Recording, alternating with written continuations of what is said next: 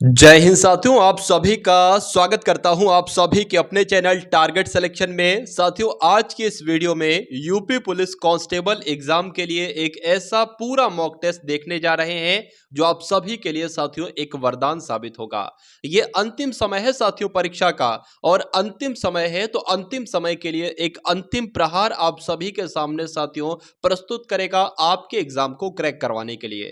तो मेरा मानना है साथियों, इस मॉक टेस्ट के अगर हर एक सवाल को आप देख लेते हैं और हर एक साथियों सवाल की अगर बात करें, जो मैथ रीजनिंग के कॉन्सेप्ट मैं आपको आज की इस वीडियो में बतलाने वाला हूं साथियों, उनको अगर आप देख लेते हैं, उनको समझ लेते हैं, तो मेरा मानना है साथियों एग्जाम बहुत आसानी से आपका क्रैक हो सकता है। तो क्लास आपकी साथियों शुरू हो चुकी है। पहले नंबर का प्रश्न आपकी स्क्रीन पर आ चुका है। देखिए साथियों, क्या होगा राइट आंसर के हिंदी का प्रथम महाकाव्य किसे कहा जाता है। तो हिंदी का प्रथम महाकाव्य साथियों आप लोग ध्यान रखेंगे, पृथ्वीराज रासु को कहा जाता है। पूछा जाए साथियों कि ये महाकाव्य किसका है, तो चंद बरदाई आपको बताना है। अब उसके बाद देखिए अगला प्रश्न है कि निम्नलिखित में से भाववाच्य आपको बताना है, बताने की कोशिश कीजिए। देखिए अगर किसी भी वाक्य में आपको क्या दिख जाए, ने शब्द दिख जाए, तो वो आपका कर्तृवाच्य होगा, ठीक है ना। जैसे कि राम ने स्कूल की यात्रा की, या कुछ भी कह सकते हैं राम ने अपने बैट से खेल खेला, कुछ भी कह सकते हैं। ने आ जाए तो उसमें साथियों कर्तृवाच्य होगा। अगर बात करें साथियों अगर किसी भी वाक्य में द्वारा आ जाए, क्या साथियों, अगर किसी भी वाक्य में द्वारा आ जाए या के द्वारा आ जाए, तो वो कौन सा वाच्य होगा साथियों, वो कर्मवाच्य होगा। ये आपको ध्यान रखना। जिसके राम के द्वारा फुटबॉल खेली गई, राम द्वारा फुटबॉल खेली गई, तो क्या हो जाएगा साथियों, कर्मवाच्य हो जाएगा। तो कर्तृवाच्य की भी मैंने आपको ट्रिक बताई, कर्मवाच्य की भी मैंने आपको ट्रिक बताई। लेकिन अगर साथियों भाववाच्य की अगर बात करते हैं, किसी भी वाक्य को पढ़ने के बाद आपको ऐसा लगे इसमें भाव आ रहा है, तो वो साथियों कैसा वाक्य होगा, आप लोग ध्यान रखिए, वो भाववाच्य होगा। तो अब चला जाए, अब नहाया जाए, या मुझसे नहीं हो पाएगा, मुझसे खेला नहीं जाता, इस टाइप के वाक्य साथियों भाववाच्य की श्रेणी में आते हैं। चलिए उसके बाद देखिए साथियों, जसोदा हरि पालने झुलावे, हल रावय दुल रावय मल हावय जोई सोई। इन पंक्तियों को अगर बात करें साथियों, जोई सोई कछु गावय, इन पंक्तियों की अगर बात करें, इन पंक्तियों को पढ़ के आपको कैसा लगा मुझे बताइए साथियों। मुझे तो ऐसा लगा कि एक माँ का बच्चे से प्यार दिखाया जा रहा है, एक माँ का बच्चे से प्यार दिखाया जा रहा है साथियों कि जसोदा हरी पालने मतलब झूले में पाल रही है, एक तरीके से झुला रही है, और हल रावे दुलरावे मल्हारे जोई सोई कछऊ। तो कुल मिला के जिस भी पंक्ति को पढ़कर आपको ऐसा लगे कि माँ और उसके बच्चे का प्रेम दर्शाया जा रहा है, तो वहां पर साथियों हमेशा वात्सल्य रस का इस्तेमाल हुआ होगा। आंसर आपका अगर है ऑप्शन नंबर सी के साथ, तो बिल्कुल करेक्ट है। सरस्वती का पर्यायवाची आपसे पूछा जा रहा है, तो आप लोग ध्यान रखेंगे साथियों, वाणी भी सरस्वती का पर्यायवाची है, वीणा पाणी भी सरस्वती का पर्यायवाची है, और शारदा भी आप लोग ध्यान रखेंगे सरस्वती का ही पर्यायवाची है। लेकिन कमला की अगर बात करें तो यह सरस्वती का पर्यायवाची नहीं है। उसके बाद देखिए इक्षु का तद्भव रूप आपसे पूछा जा रहा है, क्या होगा। तो इक्षु की अगर बात करें साथियों, ये तो आपका एक तत्सम शब्द है, इसके तद्भव की जब हम बात करते हैं तो ईक आप लोग ध्यान रखें। कल को आपसे यह भी पूछा जा सकता है कि ईक एक तद्भव शब्द है, इसका तत्सम क्या होगा, तो उस कंडीशन में आपको इक्षु बताना है। उसके बाद देखिए अगला प्रश्न है कि प्रत्यय क्या होते हैं। देखिए उपसर्ग की अगर बात करें या प्रत्यय की बात करें, तो ये शब्दों के अंश होते हैं, ये वाक्यांशों के वाक्य के अंश नहीं होते। जैसे कि मान लीजिए मैंने यहां पर साथियों कुछ भी लिख दिया, जैसे कि मान लीजिए मैंने यहां पर लिख दिया साथियों जादूगर। अब इसकी संधि विच्छेद करेंगे तो जादू ये निकल आएगा और गर ये निकल आएगा। तो इस प्रकार से अगर बात करें साथियों, शब्दों के अंश होते हैं। प्रत्यय आ जाए तो प्रत्यय भी साथियों शब्द का अंश होता है, और उपसर्ग भी साथियों शब्द का ही अंश होता है। तो आंसर अगर आपका ऑप्शन नंबर ए है तो बिल्कुल करेक्ट है। उसके बाद देखिए जंगम का आपसे पूछा जा रहा है साथियों, विलोम क्या होगा। जंगम का विलोम जो होगा ना, वो स्थावर होगा। तो जिनका आंसर यहां पर ऑप्शन नंबर ए है बिल्कुल करेक्ट है। आदि अंत किस शब्द युग्म के अंतर्गत आते हैं, मतलब ये क्या है आदि और अंत, ये क्या सार्थक निरर्थक शब्द हैं। सार्थक का मतलब साथियों जिसका कोई मतलब, और निरर्थक का मतलब जिसका कोई मतलब ना हो। तो आदि का भी मतलब होता है और अंत का भी कुछ ना कुछ मतलब होता है, आप सभी लोग जानते हैं अंत मतलब एंड। क्या क्या विलोम शब्द युग में है, तो आदि का विलोम साथियों मैं आपको कई बार बता चुका हूं अंत होता है। तो ये साथियों क्या हो जाएंगे, एक दूसरे के विलोम शब्द हो जाएंगे। तो राइट आंसर आपका जो जाएगा वो ऑप्शन नंबर बी के साथ जाएगा। अब उसके बाद देखिए अगले नंबर का प्रश्न आपकी स्क्रीन पर है, देखिए और बताइए आपका सही जवाब क्या होगा, बताइए। किस समूह में सभी सर्वनाम प्रश्नवाचक है। देखिए प्रश्नवाचक की अगर बात करें तो किन किन शब्दों के द्वारा कोई प्रश्न पूछा जा रहा है। देखिए अगर कौन आ जाए वाक्य में तो भी प्रश्न पूछा जाएगा, किसने अगर मैं कहूं तो भी प्रश्न पूछा जाएगा, और क्या कहूं साथियों तो भी प्रश्न पूछा जाएगा। तो ऑप्शन नंबर ए वाले कौन क्या किसने ये सारे के सारे शब्द साथियों सर्वनाम प्रश्नवाचक हैं, आप लोग ध्यान रखेंगे। साथियों अगर आप लोग चैनल पर नए हैं तो चैनल को तुरंत सब्सक्राइब करके बेल आइकन पर क्लिक कर लीजिए, क्योंकि आने वाले समय में साथियों अब एग्जाम में बहुत समय नहीं बचा है, तो अब जो भी कंटेंट आपको दिया जाएगा उसमें जो भी प्रश्न आपके साथियों आएंगे वो एग्जाम ओरिएंटेड प्रश्न होंगे, वो कहीं ना कहीं साथियों इनडायरेक्टली आप अपने रियल एग्जाम में देख लोगे, ठीक है ना। चलिए तो क्लास की अगर बात करें 10वें नंबर का प्रश्न आपकी स्क्रीन पर आ चुका है कि बड़ा घर, छोटा आदमी, नीला वस्त्र, इसमें विशेष आपसे पूछा जा रहा है क्या होता है। जैसे कि मान लीजिए साथियों यहां पर नीला वस्त्र लिखा हुआ है, तो तारीफ किसकी बताई जा रही है, मतलब विशेषता किसकी बताई जा रही है, इस शब्द की बताई जा रही है, तो ये क्या हो जाएगा, ये विशेष्य हो जाएगा। और तारीफ कौन सा शब्द, यानी कि पहचान किस शब्द के द्वारा बताई जा रही है, नीले शब्द के द्वारा बताई जा रही है, तो नीला शब्द आपका साथियों विशेषण हो जाएगा। तो ये तो विशेषण हो जाएगा और ये साथियों विशेष्य हो जाएगा। दो बातें आपको ध्यान रखना है। अब अगर यहां बात करें साथियों के गहरा, यहां पर शब्द आ जाता गहरा नीला वस्त्र, तो गहरा कैसा शब्द होता, गहरा आपका प्रविशेषण शब्द हो जाता। तो कुल मिला के साथियों अगर बात करें इसमें विशेष्य की अगर बात करें तो यहां पर घर विशेष्य हो जाएगा, आदमी विशेष्य हो जाएगा, वस्त्र विशेष्य हो जाएगा। तो घर, आदमी, वस्त्र कौन से ऑप्शन में लिखा हुआ है, ऑप्शन नंबर सी में लिखा हुआ है। अगर आपसे पूछा जाता है यहां पर कि ये बताइए विशेषण वाला कौन सा है, तो विशेषण बड़ा, छोटा, नीला ये विशेषण है, ठीक है ना। उसके बाद देखिए अगले नंबर का प्रश्न आपकी स्क्रीन पर है कि भाववाचक संज्ञा आपसे पूछी जा रही। देखिए हिंदी की अगर बात करें ना तो मैंने साथियों एक पूरी वीडियो के माध्यम से आपको हिंदी कंप्लीट करवाने की पूरी कोशिश की है, ठीक है। तो उस वीडियो को भी साथियों आप लोग देख लीजिएगा। इसमें भाववाचक संज्ञा कैसे है, तो भाववाचक संज्ञा इसमें से कौन सी है बताने की कोशिश करेंगे। बताइए, देखिए ये तो विशेषण है, सुंदर आदमी, सुंदर औरत, तो ये तो विशेषण है, ठीक है ना। अगर बात करें साथियों यहां पर बचपन की अगर बात करें तो बचपन एक भाववाचक संज्ञा है और राइट आंसर आपका जाएगा ऑप्शन नंबर सी के साथ, 55 एक अंक है, ठीक है। और बालक की अगर बात करें तो ये तो साथियों जातिवाचक संज्ञा है, बालक है, बालिका है, जातिवाचक संज्ञा है, आदमी है, औरत है, जातिवाचक संज्ञा है, देश है, शहर है, ये सब जातिवाचक संज्ञा है। लेकिन अगर किसी में किसी आदमी का नाम आ जाए, रमेश, सुरेश, मोहन, राकेश, अर्जुन, तो वो आपका व्यक्तिवाचक हो जाएगा।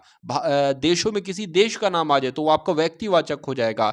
बालक में किसी बालक का नाम आ जाए या शहरों में किसी शहर का नाम आ जाए, लखनऊ है या जयपुर है, कुछ भी आ जाए तो वो आपका व्यक्तिवाचक संज्ञा होगा। अब उसके बाद देखिए कि कपूत की अगर बात करें तो इसका विलोम साथियों क्या होता है, तो कपूत का विलोम तो साथियों सपूत होता है। सही जवाब आपका जाएगा सी के साथ। चलिए चपल की अगर विलोम बात करें साथियों, चपल की अगर विलोम की बात करें तो चपल का विलोम साथियों शांत हो जाएगा। क्या होगा, शांत होगा। उसके बाद देखिए कहीं की ईंट कहीं का रोड़ा, भानुमति ने कुनबा जोड़ा, इस लोकोक्ति का मतलब आपसे पूछा जा रहा है। राजनीति करना नहीं, व्यर्थ की वस्तुओं से महल खड़ा करना तो नहीं, बेकार की चीजों का सार्थक प्रयोग करना तो नहीं, इधर उधर की बेमेल वस्तुओं को एकत्रित करना, ये हम लोग कह सकते हैं कि कहीं का ईंट कहीं का रोड़ा, भानुमति ने कुनबा जोड़ा, यानी कि इधर उधर की बेमेल वस्तुओं को एकत्रित करना। उसके बाद देखिए निम्नलिखित में से किस धातु से भाषा बनी है, आपसे पूछा जा रहा है, बताइए। चलिए तो किस धातु से भाषा बनी है, तो यहां पर साथियों भाष शब्द लिखा हुआ है, इसे साथियों क्या बनी है, धातु। आप लोग ध्यान रखेंगे इस धातु से साथियों भाषा बनी है, भाष से।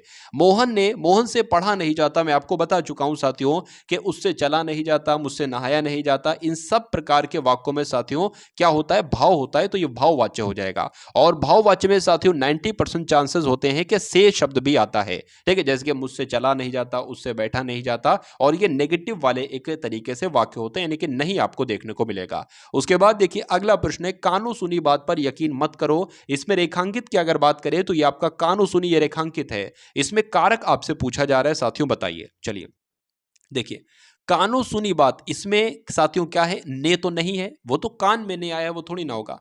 को भी नहीं है तो ये भी नहीं होगा। कर्ण की अगर बात करें, कानो सुनी मतलब कानों से सुनी, तो यहां पर कहीं ना कहीं साथियों से छुपा है, और जब से होता है साथियों तो वहां पर कर्ण कारक का इस्तेमाल होता है। सही जवाब अगर आपका ऑप्शन नंबर सी तो बिल्कुल करेक्ट है। प्रेमचंद्र की कहानियों में हमें ग्रामीण जीवन की क्या देखने को मिलती है साथियों, मेला, परछाई, झांकी या सतरंगी। तो यहां पर अगर बात करें प्रेमचंद्र की कहानियों में हमें ग्रामीण जीवन की झांकी देखने को मिलती है, तो राइट आंसर अगर आप कहे ऑप्शन नंबर सी के साथ तो बिल्कुल करेक्ट है। सी सीमा पर सैनिकों का जीवन बहुत मधुर होता है, बहुत शौर्य होता है, बहुत स्वस्थ होता है, बहुत कठोर होता है। तो साथियों कहा जा सकता है बहुत कठोर होता है सैनिकों का जीवन। कहां पर? सीमा पर। उसके बाद देखिए अगला प्रश्न है, प्रयोग के आधार पर शब्द भेद कितने होते हैं? देखिए प्रयोग के आधार पर शब्द भेद दो तरह के होते हैं, एक तो विकारी शब्द होते हैं और दूसरे अविकारी शब्द होते हैं। तो राइट आंसर आपका जाएगा ऑप्शन नंबर ए के साथ। भाई बहुत बढ़िया, वेरी गुड क्लास। चलिए अब उसके बाद देखिए अगले नंबर का क्वेश्चन आपके स्क्रीन पर है, देखिए और बताइए सही जवाब आपका क्या होगा। यहां पर उद्यान एक शब्द लिखा हुआ है, इसका आपको वर्ण विच्छेद करना है। क्या करना है साथियों? वर्ण विच्छेद इसका आपको करना है। तो छोटा ऊ आया है, छोटा ऊ तो सब ऑप्शन में है। उसके अलावा अगर बात करें जो यहां पर दा आया है और या आया है, दा की अगर बात करें तो हलंत होना चाहिए, इसमें हलंत नहीं है। हलंत साथियों बी सी डी में है। उसके अलावा साथियों उसके बाद या आना चाहिए और या में भी हलंत होना चाहिए, तो ये भी आपका कट जाएगा। उसके बाद साथियों बड़ा आ आना चाहिए, लेकिन यहां क्योंकि इसमें बड़े आ की मात्रा लगी ना, तो बड़ा आ आना चाहिए, ये भी कट जाएगा, ये भी कट जाएगा। साथियों बचा क्या आपका? ऑप्शन नंबर सी वाला बचा। तो कहा जा सकता है उसके बाद साथियों ना है, हलंत आएगा और ना में साथियों छोटे आ की मात्रा लगी हुई है। तो ध्यान का अगर बात करें वर्ण विच्छेद कैसे लिखा जाएगा, जैसे आपका ऑप्शन नंबर सी में लिखा हुआ है। चलिए अब उसके बाद देखिए अगले नंबर का प्रश्न आपके स्क्रीन पर है, देखिए और बताइए सही जवाब आपका क्या होगा। साथियों यूपी पुलिस कांस्टेबल के लिए मैं आपके लिए एक ऐसी क्लास लाने जा रहा हूं जिसमें मैंने साथियों 100 रचनाएं ली हैं, 100 रचनाएं और उनके लेखक ली हैं। तो साथियों अगर वो 100 रचनाओं वाली क्लास आप लोग कर लेते हैं तो ये समझ लीजिए साथियों 4 से 6 नंबर आपके कहीं नहीं गए, क्योंकि साथियों 2 से 3 प्रश्न आपके एग्जाम में रचनाओं से संबंधित जरूर पूछे जाएंगे, कहीं ना कहीं डायरेक्टली इनडायरेक्टली साथियों आपसे अवश्य पूछे जाएंगे। तो अगर मेरा मानना है साथियों उन 100 रचनाओं और उनके लेखकों को आप देख लेते हैं, तैयार कर लेते हैं बहुत क्विकली रिवीजन के साथ साथियों, जितनी भी अभी तक आपने पूरी लाइफ में साथियों जितनी रचनाएं अभी तक आपने पढ़ी हैं उन सभी में उसका रिवीजन भी हो जाएगा, और जो रचनाएं आपके एग्जाम के लिए इंपॉर्टेंट है जिनके बारे में आपको नहीं पता है वो भी आपको साथियों मालूम पड़ जाएगी। तो वो क्लास साथियों बहुत ही कुछ घंटों में साथियों आप देखेंगे कि इस चैनल पर अपलोड हो चुकी है, ठीक है ना। तो वहां पर से जाकर आप लोग उसको देख सकते हैं। चलिए यहां पर अगर बात करें मध्य स्वर इसमें से कौन सा है, तो आप लोग ध्यान रखेंगे छोटा आ जो होता है ना साथियों, छोटा आ ये मध्य स्वर कहलाया जाता है। आंसर आपका जाएगा ऑप्शन नंबर डी के साथ। चलिए अब उसके बाद देखिए अतीव शब्द में निम्नलिखित में से कौन सा उपसर्ग है। तो अतीव की अगर साथियों बात करते हैं अति धन इव हो जाएगा, तो अति क्या हो साथियों? उपसर्ग हो जाएगा। तो आंसर आपका जाएगा डी के साथ। बाघ का स्त्रीलिंग अगर आपसे पूछे तो बाघ का स्त्रीलिंग क्या होगा साथियों? बाघिन होगा। यहां पर तो बाधिन लिखा हुआ है, कोई दिक्कत नहीं, घा को साथियों धा में बदल दिया गया है। तो आप लोग ध्यान रखेंगे बाघ का स्त्रीलिंग साथियों बाघिन होता है। उसके बाद देखिए निम्नलिखित वाक्यों में से शुद्ध वाक्य का आपको करना है साथियों चयन। मैंने आपके लिए शहर के अच्छी होटल से खाना मंगवाया। अशुद्ध वाक्य इसमें आपसे पूछा जा रहा है, अशुद्ध वाक्य। मैंने आपके लिए शहर से के अच्छी होटल नहीं साथियों यहां पर अच्छा होटल होना चाहिए था। हेमा मुझसे प्यार करती है, कोई दिक्कत नहीं, सही वाक्य लग रहा है। गीता अच्छी पुस्तक है, तो बिल्कुल कोई दिक्कत नहीं, बिल्कुल सही बात, शुद्ध वाक्य है। संजय देखने में सुंदर लगता है, ये भी सही है साथियों। अशुद्ध वाक्य की अगर बात करें तो मैंने आपके लिए शहर के अच्छी होटल नहीं बल्कि शहर का अच्छी होटल, शहर के अच्छे होटल से खाना मंगवाए, तो अच्छा भी नहीं आएगा साथियों, क्या आएगा? अच्छे आएगा। मैंने आपके लिए शहर के अच्छे होटल से खाना मंगवाया, ये होगा साथियों बिल्कुल सही वाक्य। अब उसके बाद देखिए अगले नंबर का साथियों प्रश्न आपकी स्क्रीन पर आ चुका होगा, देखिए और बताइए सही जवाब आपका क्या होगा। दिनकर की अगर बात करें तो दिनकर का साथियों क्या पर्यायवाची होता है? दिनकर का पर्यायवाची निशाचर नहीं होता है, चराचर नहीं होता है, विभाकर नहीं होता है साथियों, प्रभाकर होता है। ये आप लोग ध्यान रखेंगे, सही जवाब आपका ऑप्शन नंबर सी के साथ जाएगा। और तीर के अगर पर्यायवाची की अगर बात करें तो शर कहते हैं साथियों तीर को क्या कहा जाता है? तीर को शर कहा जाता है, तो तीर का पर्यायवाची साथियों शर हो जाएगा। उसके बाद देखिए दोपहर के बाद के समय को साथियों अगर मैं आपको कहूं एक अल्फाज में बताइए, एक लफ्ज में बताइए, एक शब्द में बताइए, तो आपका साथियों उत्तर क्या हो सकता है? तो दोपहर के बाद के समय को साथियों अपराह्न कहा जाता है, इसलिए सही जवाब आपका जो जाएगा वो ऑप्शन नंबर सी के साथ जाएगा। भाई बहुत बढ़िया, वेरी गुड क्लास। अब उसके बाद देखिए चार मासों का समूह को क्या कहा जाता है? इसका समस्त पद साथियों क्या होगा ये आपको बताना है, बताने की कोशिश कीजिए, बताइए। तो आप लोग ध्यान रखेंगे साथियों चौमासा कहा जाता है। क्या कहा जाता है? चार मासों का समूह यानी कि चौमासा उसको कहा जाएगा।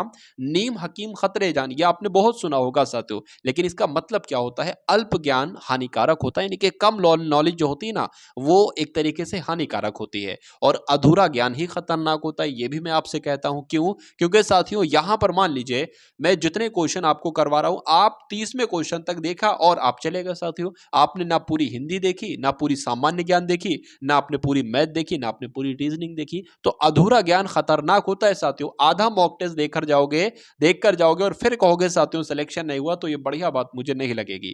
ठीक है ना, पूरा मॉक टेस्ट देखो और फिर देखो कैसे साथियों चुटकियों में एग्जाम में आप प्रश्न करोगे, क्योंकि एग्जामिनर साथियों एक तरीके से आपका दुश्मन है। एग्जामिनर चाहेगा आपको हराना। एग्जामिनर देखेगा कि कहां से मैं ऐसा प्रश्न बनाऊं, ऐसे प्रश्न बनाऊं जो बच्चे को करने में थोड़ी सी डिफिकल्टी हो। ठीक है, कहा जाए तो 100% तो वो डिफिकल्टी वाले क्वेश्चन नहीं बना सकता। लगभग 65 से 70% वो नॉर्मल से क्वेश्चन बनाएगा और लगभग 15 से 20 वो मॉडरेट टाइप के क्वेश्चन बनाएगा और 10 से 15% वो थोड़े से हार्ड क्वेश्चन बनाएगा। लेकिन साथियों आप बिल्कुल चिंता मत कीजिए, मुझे मालूम है कि एग्जामिनर की सोच कहां तक जाएगी, वो कहां कहां से कौन कौन से क्वेश्चंस उठा सकता है। तो कुल मिला के जो भी संभावित क्वेश्चंस हैं, एक्सपेक्टेड क्वेश्चंस हैं जो इस बार आपके एग्जाम में एग्जामिनर के द्वारा पूछे जा सकते हैं, उन सभी को साथियों मैं करवा रहा हूं। तो ठीक है, तो जो क्लासेस आपको दी जाए साथियों बहुत शानदार तरीके से उनको देख लीजिए और क्रैक कर डालिएगा आप अपने एग्जाम को। इनमें से कौन सा तद्भव शब्द है आपसे पूछा जा रहा है, मैं आपको कई बार बता चुका हूं, जिनको बोलने पर जिनको पढ़ने पर आपको लगे कि ये तो आसान है, वो आपके तद्भव शब्द होंगे। लेकिन जिनका थोड़ा सा उच्चारण आपको टफ लगे, बच्चा उनको बहुत मुश्किल से पढ़ सकता है तत्सम शब्दों को। जैसे कि बच्चे से कहो क्या लिखा है, आम लिखा होगा तो वो बता देगा, लेकिन आम्र लिखा है तो आम आपका तद्भव होता है और आम्र आपका तत्सम होता है। क्षेत्र भी नहीं पढ़ पाएगा, क्षेत्र भी तत्सम होगा। क्षीर में नहीं पढ़ पाया, धन साथियों अगर बात करें, धन नहीं थन जो है ना वो तुरंत पढ़ डालेगा। तो थन साथियों क्या हो जाएगी, आपका तद्भव शब्द हो जाएगा और बाकी सारे तत्सम शब्द हो जाएंगे। उन्नति की अगर बात करें, इसका संधि विच्छेद क्या होगा, तो यहां पर अगर बात करें तो उत्धन्नति क्या हो जाएगा साथियों, इसका संधि विच्छेद हो जाएगा। आपका राइट आंसर जाएगा ऑप्शन नंबर डी के साथ। चलिए, किस वाक्य में करण कारक का प्रयोग किया गया है, यह आपसे साथियों यहां पर पूछा जा रहा है। देखिए, एक होता है करण कारक। करण कारक में दो चीजें आपस में मिलती हैं और एक होता है अपादान कारक। अपादान कारक में साथियों दो चीजें आपस से जुदा होती हैं। ठीक है ना, तो आप देखिए दो चीजें कहां पर साथियों मिल रही हैं। बालक पुस्तक पढ़ रहा है, सोहन जयपुर गया, किसान दिन रात मेहनत करता है, हम नाक से सांस लेते हैं। तो मैं कह सकता हूं साथियों हम नाक से सांस लेते हैं।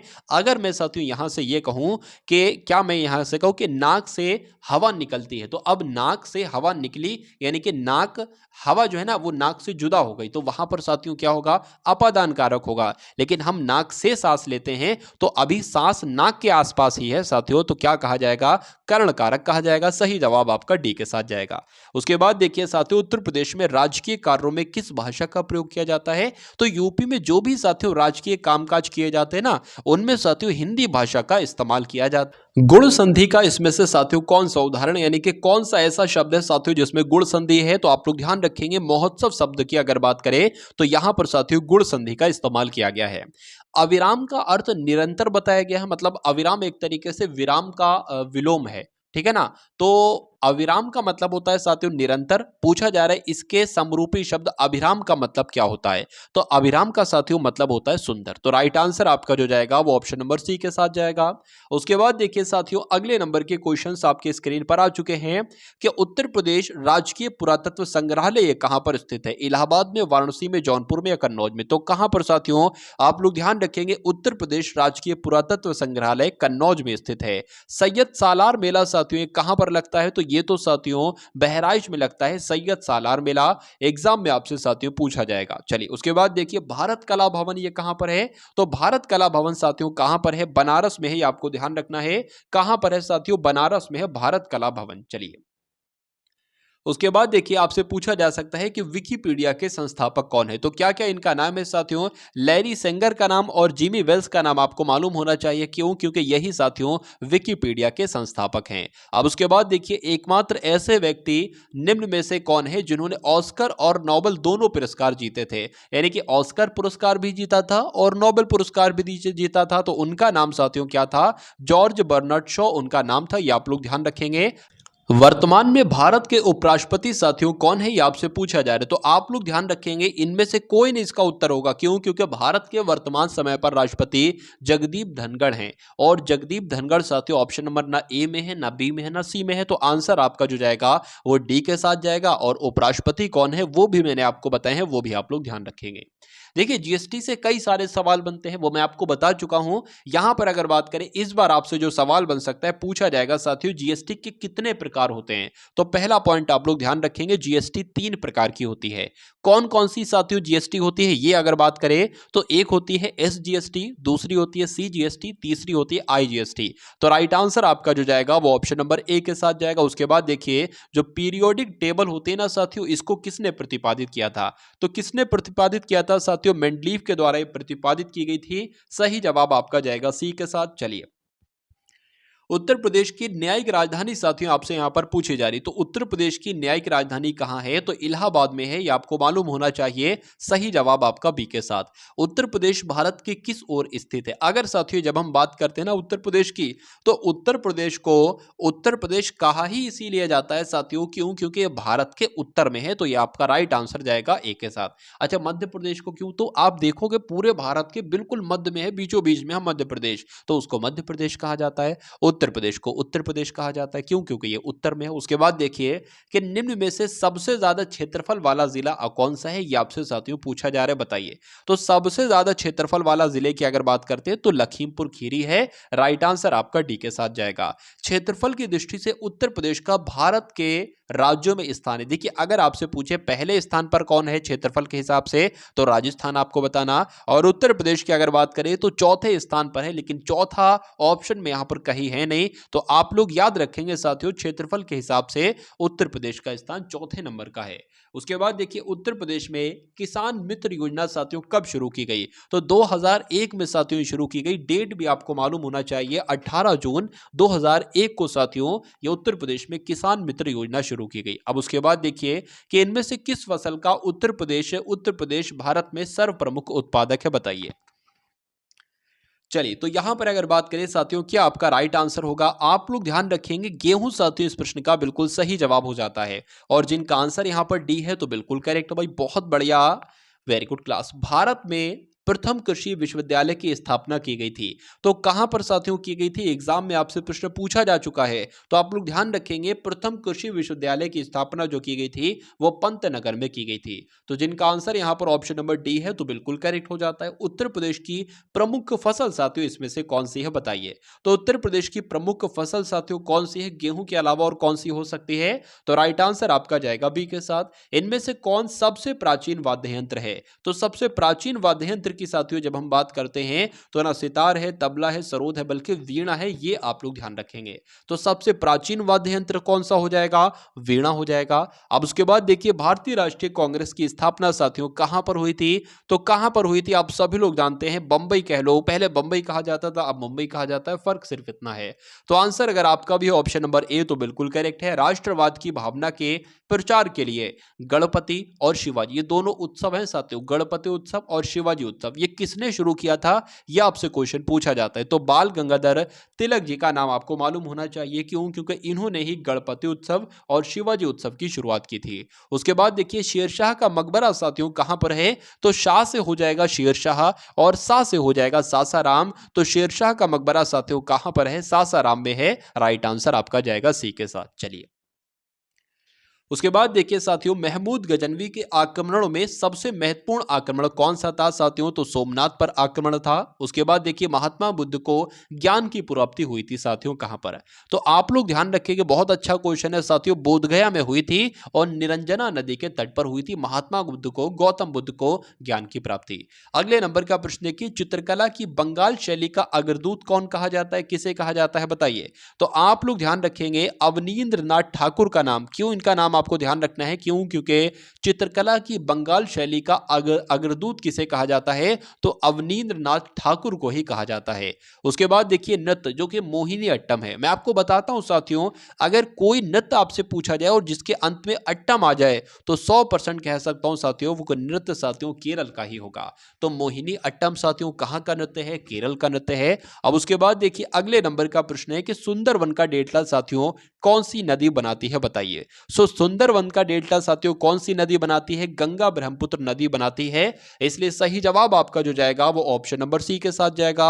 उसके बाद देखिए साथियों कि निम्नलिखित में से किस क्षेत्र में साल भर वर्षा होती है? तो जो भूमध्य सागरीय साथियों क्षेत्र है ना, यहां पर पूरे साल वर्षा होती है। सही जवाब आपका जाएगा ऑप्शन नंबर बी के साथ। चलिए अब उसके बाद देखिए बैंक दर ब्याज की वो दर है जिस पर वाणिज्यिक बैंक जनता से जमा लेती है, या केंद्रीय बैंक वाणिज्यिक बैंकों को ऋण प्रदान करती है, या सरकारी ऋण जारी किए जाते हैं, या वाणिज्यिक बैंक अपने ग्राहकों को ऋण देती है। तो आप लोग ध्यान रखेंगे साथियों, केंद्रीय वाणिज्यिक बैंकों को ऋण प्रदान करते हैं बैंक दर ब्याज की वो दर है जिस दर पर केंद्रीय बैंक वाणिज्यिक बैंकों को ऋण प्रदान करते हैं। तो आंसर आपका जाएगा बी के साथ। अब उसके बाद देखिए भारत सरकार के बजट के कुल घाटे में किस घाटे का सबसे अधिक योगदान है? तो किसका साथियों सबसे अधिक योगदान है? राजकोषीय घाटे का साथियों सबसे अधिक योगदान है। सही जवाब आपका जाएगा बी के साथ। भारत में अधिकतर बेरोजगारी है, कैसी है? तकनीकी, चक्रीय, या आपका अगर बात करें साथियों घर्षणात्मक है या संरचनात्मक है? तो अगर साथियों परीक्षा में यह प्रश्न आपसे पूछ लिया जाए तो भारत में अधिकतर बेरोजगारी कैसी है? संरचनात्मक है। सही जवाब आपका जाएगा डी के साथ। कुटीर ज्योति योजना की अगर बात करें ना साथियों तो ये किससे संबंधित है बताइए? तो यहां पर अगर बात करें ग्रामीण क्षेत्रों में कुटीर उद्योगों को प्रोत्साहन देने से, या ग्रामीण क्षेत्रों में बेरोजगारी को रोजगार प्रदान करने से, या अगर बात करें ग्रामीण क्षेत्रों में गरीबी रेखा से नीचे जीवन यापन करने वाले परिवारों को विद्युत सुविधा उपलब्ध कराने थे, तो बिल्कुल सही साथियों हो जाएगा। यानी कि आपको ध्यान रखना है जो कुटीर ज्योति योजना है ना, ये ग्रामीण क्षेत्रों में गरीबी रेखा से नीचे जीवन यापन करने वाले परिवारों को विद्युत सुविधा उपलब्ध कराने से साथियों संबंधित है। आंसर आपका सी के साथ जाएगा। भारतीय संविधान की कौन सी विशेषता इंग्लैंड से ली गई है बताइए? तो अगर बात करें साथियों जो संसदीय प्रणाली है ना, ये साथियों संसदीय प्रणाली कौन से देश के संविधान से ली गई है? तो इंग्लैंड देश के संविधान से ली गई है। आंसर आपका ए के साथ जाएगा। उसके बाद देखिए भारत में प्रधानमंत्रियों का निम्नलिखित में से कौन सा कालक्रम सही है, ये आपसे साथियों पूछा जा रहा है, बताइए। देखिए पहले प्रधानमंत्री तो थे जिसमें कोई शक नहीं साथियों, पहले प्रधानमंत्री तो पंडित जवाहरलाल नेहरू थे, यानी कि 2 नंबर सबसे पहले आ जाएगा। उसके बाद साथियों कौन प्रधानमंत्री बने? उसके बाद जो प्रधानमंत्री बनी साथियों इंदिरा गांधी बनी, तो 1 नंबर उसके बाद आ जाएगा। उसके बाद साथियों मोरारजी देसाई बने, यानी कि 3 आ जाएगा। और फिर साथियों चौधरी चरण सिंह बने, यानी कि 21-34 की अगर बात करें तो कौन से ऑप्शन में है साथियों? 21-34 तो आपका ऑप्शन नंबर सी में, और यही आपका बिल्कुल सही जवाब हो जाता है। चलिए उसके बाद देखिए एकल हस्तांतरणीय मतदान पद्धति में हर मतदाता व्यक्त कर सकता है केवल 2 विकल्प, केवल 1 विकल्प, भरे जाने वाले पदों से एक कम विकल्प, या उतने विकल्प जितने चुनाव में प्रत्याशी हैं। तो ये बात तो साथियों बिल्कुल सही है, उतने विकल्प जितने चुनाव में प्रत्याशी हैं, ये आपका बिल्कुल सही जवाब हो जाएगा। यानी कि जो एकल हस्तांतरणीय मतदान पद्धति में हर मतदाता व्यक्त कर सकता है उतने विकल्प जितने चुनाव में प्रत्याशी हैं। तो जिनका आंसर यहां पर साथियों डी के साथ है तो बिल्कुल करेक्ट हो जाता है। अब उसके बाद देखिए भारतीय संसद के कामकाज में शून्यकाल क्या है? आपने साथियों शून्यकाल सुना होगा कि ये संसद में शून्यकाल का मतलब क्या होता है? तो प्रश्नकाल से पहले का समय, या सत्र का पहला घंटा, या प्रश्नकाल और अगली कार्यसूची के बीच का समय? बिल्कुल साथियों, जो प्रश्नकाल और अगली कार्यसूची के बीच के समय को ही क्या कहा जाता है साथियों? शून्यकाल कहा जाता है। इसलिए राइट आंसर आपका जाएगा ऑप्शन नंबर सी के साथ। आत्मकथा है, इसका नाम है साथियों द इंडियन स्ट्रगल। इसके लेखक कौन है आपसे पूछे जाने तो इसके लेखक कौन है? सुभाष चंद्र बोस ही साथियों इसके लेखक हैं द इंडियन स्ट्रगल के। तो इसलिए आंसर आपका जो जाएगा वो ऑप्शन नंबर बी के साथ जाएगा। उसके बाद देखिए हीमोग्लोबिन का कार्य साथियों क्या है बताइए? तो हीमोग्लोबिन का कार्य क्या है साथियों? ऑक्सीजन ले जाना ही हीमोग्लोबिन का कार्य है। राइट आंसर आपका बी के साथ जाएगा। मलेरिया रोग के परजीवी का वाहक आपसे पूछा जा रहा है साथियों, बताइए। तो मलेरिया रोग के परजीवी का वाहक साथियों कौन है? तो मादा एनोफिलीज है। इसलिए सही जवाब आपका जो जाएगा वो ऑप्शन नंबर ए के साथ जाएगा। भाई बहुत बढ़िया, वेरी गुड क्लास। चलिए अब उसके बाद देखिए अगले नंबर का क्वेश्चन आपकी स्क्रीन पर है। अब यहां पर साथियों आप लोग देखेंगे रीजनिंग के बहुत इंपॉर्टेंट क्वेश्चंस, ठीक है ना। तो रीजनिंग का साथियों पहला क्वेश्चन आपकी स्क्रीन पर आ चुका है और आपसे यहां पर पूछा जा रहा है कि इनमें से कौन सी आकृति हिरण को और खरगोश को और बाघ को के बीच, इनके बीच संबंध को दर्शाता है। देखा यहां पर अगर मान लीजिए इसे हिरण मान लेते, इसे खरगोश मान लेते, इसे बाघ मान लेते हैं, क्या कुछ बाघ साथियों हिरण हो सकते हैं? बिल्कुल नहीं हो सकते हैं। ये भी नहीं हो सकता, ये भी नहीं हो सकता। मुझे एक बताइए, एक जानवर दूसरे जानवर के अंतर्गत क्या मैं कह सकता हूं कि सभी खरगोश के अंतर्गत हिरण आ जाएगी? सब अलग अलग है। हिरण एक अलग जानवर है, खरगोश एक अलग जानवर और बाघ एक अलग जानवर है, इसलिए सही जवाब आपका जो जाएगा वो ऑप्शन नंबर ए के साथ जाएगा। अब उसके बाद देखिए अगले नंबर का प्रश्न आपकी स्क्रीन पर है। साथियों एक प्रश्न आपकी परीक्षा में आएगा और सेम आएगा, बस ये जो लेटर है ना, बस लेटर को चेंज कर दिया जाएगा, बाकी पैटर्न जो है वो साथियों सेम रहेगा। अगर तरीका करें बात करें साथियों, जो तरीका है प्रश्न को करने का वो सही सेम रहेगा। तो आपसे पूछा जाएगा कि पहले पद का संबंध जिस प्रकार दूसरे पद से है, उसी प्रकार तीसरे पद का संबंध चौथे पद से किस प्रकार होगा, यानी कि कौन सा साथियों राइट आंसर आपका हो सकता है। तो क्या करोगे, आपको मालूम होना चाहिए लेटर पोजीशन के, एक जो है ना वो 1 नंबर पर आता है, बी 2 पर, सी 3 पर, डी 4 पर, ई 5 पर, एफ 6 पर। अगर ये आपको मालूम है तो आप इस सवाल को कर पाओगे। देखिए अगर बात करें एफ आता है 6 पर, जी आता है 7 पर, एच 8 पर और टी आपका 20 पर आता है। उसके बाद साथियों अगर बात करते हैं आपका ये 15 पर आ जाता है, ये 16 पर आता है, क्यू 17 पर आता है और आर 18 पर आता है। उसके बाद साथियों अगर यहाँ पर हम लोग बात करें तो बी 2 पर, सी 3 पर, डी 4 पर, ई आपका 5 पर। अब यहाँ पर देखिए क्या कॉम्बिनेशन बन रहा है। देखिए अच्छा यहाँ पर अगर बात करें ना कि 6 से 7 हो गया और 7 से 8 हो गया और 8 से एकदम 20 हो गया। उसके बाद लिखा हुआ साथियों 15 से 16 हुआ, 16 से 17 हुआ, 17 से 18 हुआ, ठीक है। 2 से 3 हुआ, 3 से 4 हुआ, 4 से 5 हुआ। यहाँ पर साथियों अगर हम बात करते हैं कि ऐसे हमें कुछ मिल रहा है कि देखिए 6 से जो 15 हुआ है कितना बड़ा है, 6 से 15 बड़ा है साथियों, 9 बड़ा है। अगर जी से साथियों ये कितना हो गया, 16 हो गया है, तो भी 9 बड़ा है, बिल्कुल सही। 8 से साथियों ये जो 17 हुआ है कितना, 8 से 17 हुआ है तो 9 बड़ा है, मतलब कुल मिला के सब में 9 9 9 9 बढ़ रहा है। तो ये 2 होता है साथियों, 2 में यानी कि बी में अगर 9 बढ़ाएंगे क्या आ जाएगा, तो ये आपका साथियों 11 आ जाएगा, 11 पर होता है के। 3 क्या और यहाँ पर क्या आ जाएगा साथियों, 12 आ जाएगा, 12 पर एल होता है। यहाँ पर साथियों एल के बाद क्या आ जाएगा, के एल, एम एन आ जाएगा, एम एन आ जाएगा। और ये कहाँ पर है साथियों, कौन से ऑप्शन में है, तो ये तो ऑप्शन नंबर बी में है और यही आपका बिल्कुल सही जवाब हो जाता है। यहाँ पर देखिए साथियों अगले नंबर का प्रश्न है कि 17 का संबंध जैसे साथियों 60 से है, उसी प्रकार 20 का संबंध किससे होगा, 57 से, 69 से, 81 से या साथियों 93 से। तो यहाँ पर ये आपको देखना है और बताना है सही जवाब आपका क्या होगा। देखिए यहाँ पर हमें साथियों एक ऐसे नंबर से गुणा करना पड़ेगा कि ये 17 से 60 हो जाए, 60 ना हो सके तो 60 के आसपास का नंबर आ जाए। तो अगर 17 तियां करते हैं साथियों तो कितना आता है, 51 आता है, ठीक है। और 51 में साथियों अगर हम 9 जोड़ दें तो हमें यही नंबर मिल जाएगा। उसी प्रकार 20 की भी अगर हम 3 से गुणा कराएं साथियों तो कितना हो जाता है, 20 तियां 60 हो जाता है। इसमें भी अगर 9 जोड़ दें तो साथियों 69 आएगा। क्या अगर ऑप्शन में 69 है साथियों तो यही हमारा सही जवाब हो जाएगा और बिल्कुल ऑप्शन में 69 है, आंसर आपका जाएगा बी के साथ। उसके बाद देखिए साथियों अगले नंबर का क्वेश्चन है, यहाँ पर आपको बताना है कि कौन सा आपको सबसे अलग लग रहा है, सबसे अलग ऑप्शन है। इसमें जो रूल लगा हो सकता हो वो 3 में और रूल लगा हो, ठीक है, लेकिन 1 में वो रूल नहीं लगा है। तो इस प्रकार के सवालों को साथियों लेटर पोजीशन से आप करिए। जे होता है 10 पर, के होता है साथियों 11 पर, ओ होता है 15 पर और पी होता है 16 पर। उसी प्रकार एम साथियों 13 पर, 14 पर, एस आपका 19 पर और टी 20 पर। उसी प्रकार साथियों सी आपका 3 पर, ए 1 पर, बी 2 पर, डी 4 पर। उसी प्रकार ओ 15 पर साथियों, पी 16 पर और डब्ल्यू 23 पर और ये आपका 24 पर हो जाएगा। तो अब देखिए देखिए यहाँ पर साथियों 10 से 11 हुआ है, ठीक है ना, और 15 से यहाँ पर 16 हुआ है। उसी प्रकार 15 से 16 हुआ है और 23 से 24 हुआ है, मतलब यहाँ पर एक एक नंबर का बढ़ोतरी हो रही है साथियों। उसी प्रकार देखिए कि यहाँ पर भी शायद 13 से 14 हुआ है बिल्कुल और 19 से 20 हुआ है, एक एक नंबर की बढ़ोतरी। यहाँ पर भी साथियों 3 से, यहाँ से तो 2 नंबर घट गए हैं, यहाँ 2 नंबर घट गए और यहाँ पर 2 नंबर बढ़ गए। खेल तो साथियों, खेल की अगर बात करें एक एक नंबर का खेल है। तो जो इसमें रूल लगा है वही रूल इसमें लगा है और वही रूल इसमें लगा है, लेकिन साथियों इसमें बिल्कुल अलग रूल लगा है, 2-2 बढ़ाए जा रहे हैं। तो यही आपका राइट आंसर हो जाएगा। क्यों? क्योंकि ये तीनों विकल्पों से साथियों विषम है। उसके बाद देखिए अगले नंबर का प्रश्न आपकी स्क्रीन पर है। यहाँ पर भी आपको बताना है कि सबसे विषम कौन सा। देखिए सबसे विषम से संबंधित भी आपसे प्रश्न पूछे जाते हैं। जैसे आपको यहाँ पर क्वेश्चंस दिख रहे हैं ना, ऐसे क्वेश्चंस भी आपके एग्जाम में साथियों आएंगे। चलिए तो यहाँ पर अगर बात करें कि 162 अलग है, 405 अलग है, 567 अलग है, 644 अलग है।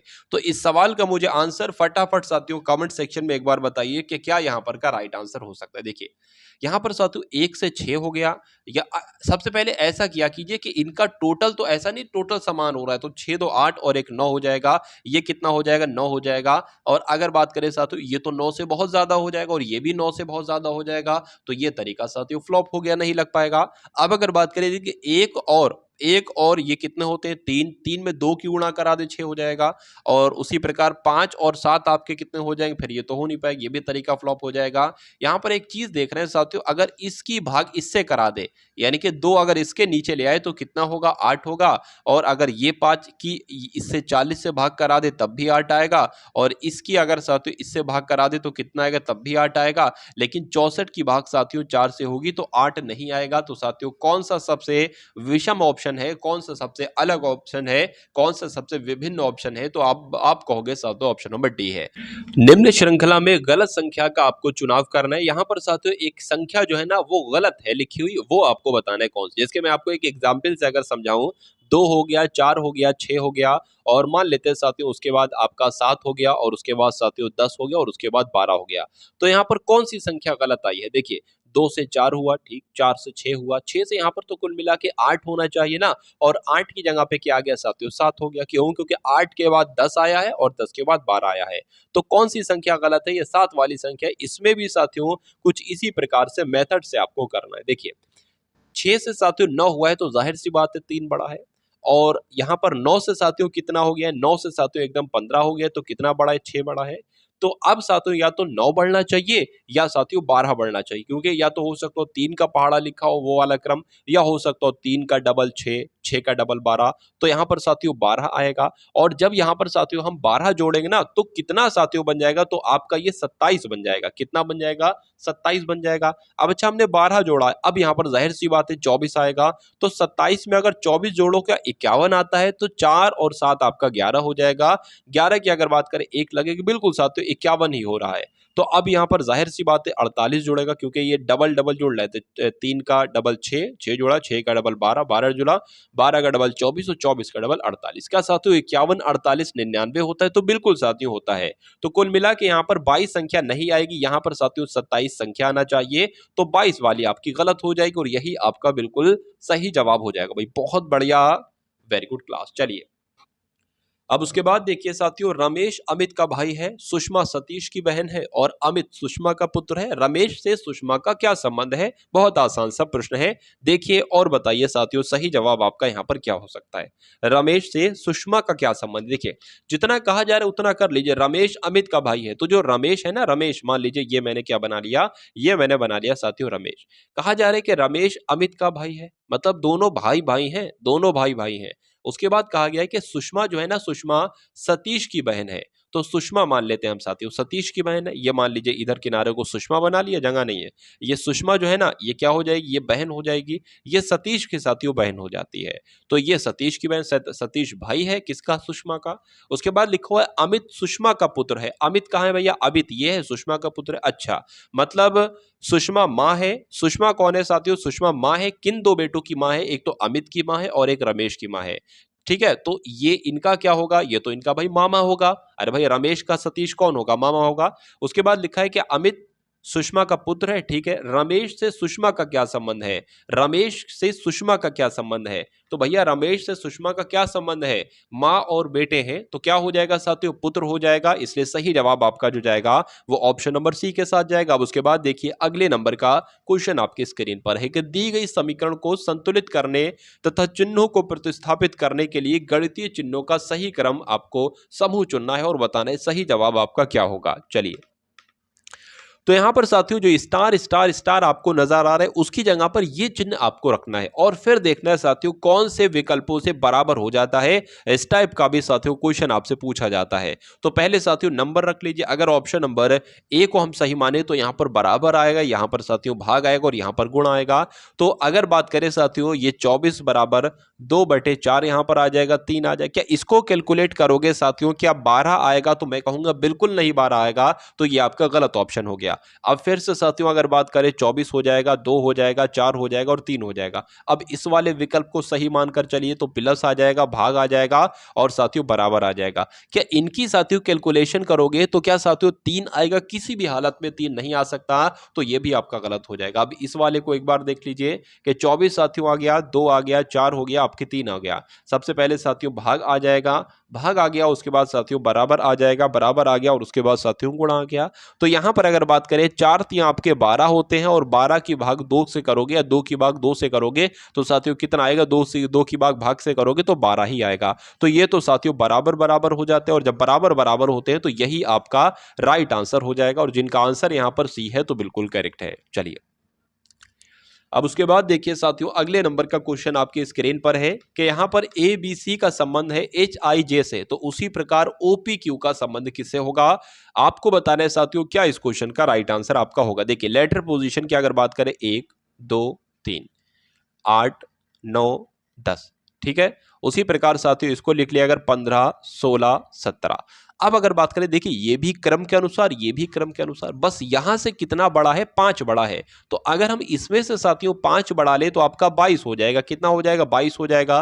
तो 22 23 24, तो क्या 22 23 24 साथियों ऑप्शन में कहिए, यानी कि VWX। तो VWX साथियों कहीं ऑप्शन में है तो बिल्कुल है साथियों, VWX तो ऑप्शन नंबर बी में है और यही आपका बिल्कुल सही जवाब हो जाता है। उसके बाद देखिए साथियों पाप का संबंध अपराध से है, मतलब पाप का जिस प्रकार से संबंध अपराध से है, क्या मनुष्य का भी उसी प्रकार के संबंध पशु से होता है? तो मैं कहूंगा नहीं। घर का उसी प्रकार से संबंध होता है, न्यायालय से नहीं। नैतिकता का वैधता से तो हो सकता है और उसके अलावा साथियों जो आपका अभिनिर्णायक का पुरोहित से भी संबंध नहीं होता है। तो कहीं ना कहीं साथियों जो मुझे सही उत्तर लग रहा है, बिल्कुल प्रश्न से नजदीकी उत्तर जो लग रहा है वो ऑप्शन नंबर सी लग रहा है और यही आपका बिल्कुल सही जवाब भी हो जाता है। चलिए चलिए उसके बाद देखिए साथियों बालक का संबंध पिता से है। क्या बालक का संबंध पिता से? तो पुस्तक का संबंध किससे होगा बताइए। देखिए बालक को कौन पैदा करता है, एक तरीके से बालक को कौन बनाता है? तो एक तरीके से पिता बनाता है, पिता तैयार करता है। तो पुस्तक को कौन तैयार करेगा साथियों? जाहिर सी बात है लेखक ही तैयार करेगा। तो लेखक कहीं ऑप्शन में है तो बिल्कुल है साथियों, आंसर आपका जाएगा ऑप्शन नंबर ए के साथ।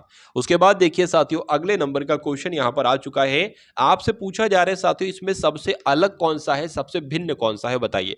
देखिए ये अलग करने वाले ऑप्शन, भिन्न करने वाले ऑप्शन आपके एग्जाम में 2 प्रश्न आते जरूर हैं, 2 से 3 क्वेश्चन, कभी कभी 4 क्वेश्चन, ठीक है। तो इस टाइप के क्वेश्चन को बिल्कुल हल्के में आपको नहीं लेना है। तो बताइए अब क्या साथियों यहां पर हो सकता है। चलिए देखिए यहां पर अगर बात करें आर आपका क्या आ जाएगा साथियों, 18 पर आ जाएगा, पी 16 पर आ जाएगा, एस आपका 19 पर आ जाएगा और जेड आपका 26 पर आ जाएगा। अगर बात करें साथियों ए आपका 1 पर आ जाएगा, आई आपका 9 पर आ जाएगा, यू आपका 21 पर आ जाएगा, ई 5 पर आ जाएगा। उसी प्रकार क्यू 17 पर आ जाएगा, आर 18 पर आ जाएगा, टी 20 पर आ जाएगा और एम आपका 13 पर आ जाएगा और एन आपका साथियों 14 पर और क्यू 17 पर, एम 13 पर, आर आपका 18 पर।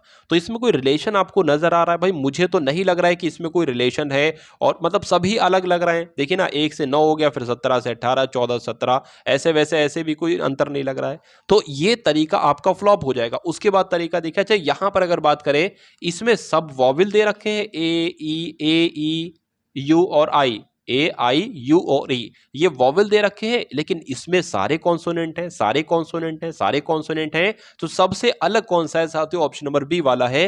जो लेटर पोजीशनिंग हमने की है वो नहीं करना चाहिए थी, ठीक है। तो सबसे पहले अगर सवाल आपके सामने आ जाए तो एक नजर आप इस टाइप से भी मान लो कि कहीं वो क्वेश्चन वॉवेल और कॉन्सोनेंट पर आधारित तो नहीं है, ठीक है। चलिए अब उसके बाद देखिए साथियों 88वें नंबर का प्रश्न आपकी स्क्रीन पर है। आपके सामने लिखा है साथियों 3216, 2338, 3205 और 2015। इसमें से भी आपको बताना है कि सबसे अलग कौन सा है, सबसे विकल्प अलग कौन सा है, विषम कौन सा, विभिन्न कौन सा है।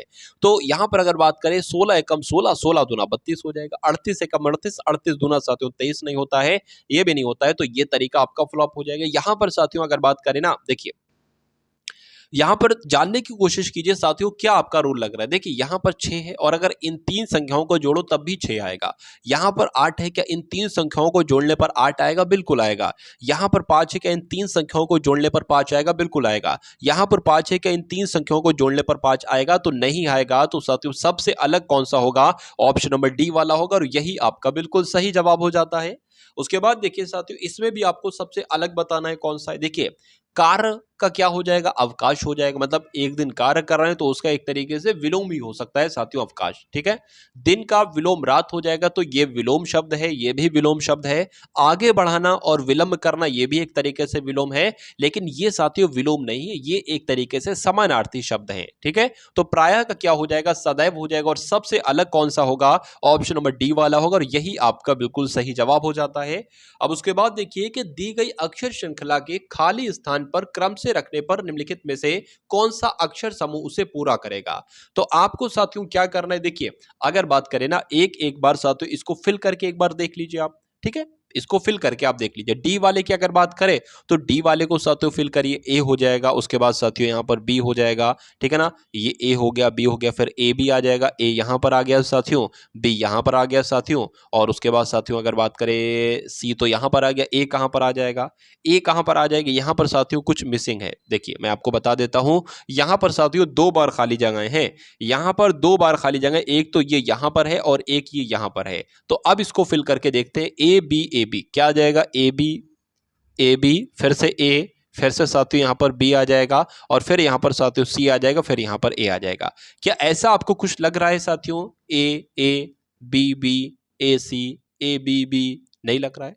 यहाँ पर तरीका अगर बात करें, ऑप्शन नंबर सी को उठाएं साथियों, ए बी सी है तो यहाँ पर ए बी सी आ जाएगा। ठीक है, उसके बाद साथियों बी डी यहां पर है तो बी आ जाएगा, डी आ जाएगा। अच्छा एक तरीका मैं आपको बताता हूं, देखिए यहां पर सिंगल सा लिखा हुआ है ए, फिर उसके बाद दो बार दो लेटर लिख दिए गए ए बी, और फिर तीन लेटर लिख दिए गए ए बी सी, उसके बाद चार लिख दिए गए ए बी सी डी, और उसके बाद पांच लिख दिए गए होंगे ए बी सी डी ई। तो अगर एग्जामिनर को देखिए एक वो वाला भी होता है कि लेटर काउंट कर लीजिए, अगर 15 आता है तो या तो 3 के बनेंगे या 5 के बनेंगे, वो भी तरीका होता है। पहले आपको वही लगाना था क्योंकि आपको तो नहीं मालूम था कि किस टाइप से होगा, लेकिन अगर वो तरीका कभी भी आपका फेल हो जाए, दोनों तरीके से आपका आंसर ना आए, तो आपको साथियों एक बार इस टाइप से तरीका को अपना कर देख लेना है। हो सकता है यहां पर गिनतियां भी लिखी जा सकती हैं। ठीक है, तो कुल मिला के क्या हो जाएगा, ए हो जाएगा, फिर दो लेटर ए बी, फिर तीन लेटर ए बी सी, फिर चार ए बी सी डी, फिर पांच letter A B C D E. तो कुल मिला के अगर बात करें, आंसर आपका जो जाएगा वो ऑप्शन नंबर सी के साथ जाएगा। उसके बाद देखिए कि अंग्रेजी शब्दकोश के अनुसार कौन सा शब्द अंग्रेजी के स्थान पर चौथा होगा। तो साथियों चौथे की अगर बात करें तो पहले पर कौन होगा साथियों, यहां पर अगर बात करें क्यू यू आई, ठीक है ना, तो ये पहले आएगा, इससे ये पहले आएगा तो ये तो कट, क्योंकि हमें सबसे आखिर का चाहिए है। उसके बाद अगर बात करें क्यू यू आई, ये थोड़ा सा बाद में आएगा, इससे ये पहले आएगा, ये भी आपका कट हो जाएगा। अब देखिए ये पहले आता है, ये पहले आता है, क्यू यू आई, पहले सी आता है, पहले टी आता है, पहले सी आता है, तो ये भी कट हो जाए क्योंकि हमें सबसे अंत का चाहिए था, चौथे नंबर का, और चौथा वाला साथियों जो कि ऑप्शन नंबर डी में लिखा हुआ है। उसके बाद देखिए साथियों अगले नंबर का क्वेश्चन आपके स्क्रीन पर है। यहां पर अगर बात करें, हरी आयु में चमन से बड़ा है, क्या साथियों लिखा है कि हरी की अगर बात करते हैं आयु में चमन से बड़ा है। बहुत ध्यान से देखिए, इस टाइप के क्वेश्चन को आपको देखना है और सही जवाब तक साथियों पहुंचना है। चलिए तो क्या करेंगे साथियों, जो जो क्वेश्चन में कहा जा रहा है वो साथियों हम लोग कर लेंगे। लिखा हुआ है हरी चमन से बड़ा है, तो हरी की अगर बात करें साथियों, हरी जो है ना, हरी मान लीजिए हम साथियों चमन से बड़ा बना लेंगे, तो ये क्या हो जाएगा, हरी आपका चमन से बड़ा हो जाएगा। उसके बाद लिखा हुआ है कि विजय सतीश से बड़ा है, विजय की अगर बात करें साथियों सतीश से बड़ा है। ठीक है, तो विजय की अगर बात करें साथियों तो ये किससे बड़ा है, विजय आपका सतीश से बड़ा है, तो ये सतीश से बड़ा हमने यहां पर बना लिया, सतीश से बड़ा बना लिया। ये जो दो मुंह जिधर है ना वो बड़ा होता है। चलिए विजय सतीश से बड़ा है। उसके बाद लिखा है मुकेश विजय के बराबर बड़ा नहीं है, तो मुकेश जो है ना वो विजय से छोटा होगा और बराबर भी नहीं होगा, तो मुकेश विजय के बराबर नहीं है। विजय कहां पर लिखा हुआ है, यहां पर, तो मुकेश की अगर बात करें, मुकेश साथियों विजय के नीचे ही आएगा। मुकेश जो है ना वो साथियों कहां पर आएगा, विजय के एक तरीके से नीचे ही आएगा। चलिए तो यहां पर अगर बात कर लेते हैं साथियों, यहां पर अब आपका यहां कहीं पर आ जाएगा, मतलब विजय के बाद में आ जाएगा ये मुकेश। ठीक है, चलिए क्या कहा गया था, मुकेश विजय के बराबर भी नहीं और बड़ा भी नहीं, किंतु चमन से बड़ा है, चमन से बड़ा है, मतलब मुकेश जो है ना वो साथियों किससे बड़ा है, चमन से बड़ा है। तो चमन कहां पर लिखा हुआ है, चमन तो यहां पर लिखा हुआ है, तो आपका मान लेते यहां पर हरी आपका हो जाएगा एक तरीके से, और यहां पर साथियों चमन हो जाएगा। ठीक है, उसके बाद क्या लिखा है, सतीश चमन के बराबर बड़ा नहीं है, यहां पर चमन है, सतीश की बात चल रही है साथियों, सतीश जो है ना चमन के बराबर भी बड़ा नहीं है, मतलब चमन के बराबर भी नहीं और उससे बड़ा भी नहीं है, तो जाहिर सी बात है चमन सतीश जो होगा होगा वो चमन से भी साथियों छोटा होगा। अब यहाँ पर पूछा जा रहा है कि सबसे छोटा कौन सा है, तो सबसे छोटा तो साथियों सतीश ही है ना, क्योंकि बाकी तो डायरेक्टली इनडायरेक्टली सब बड़े ही हैं।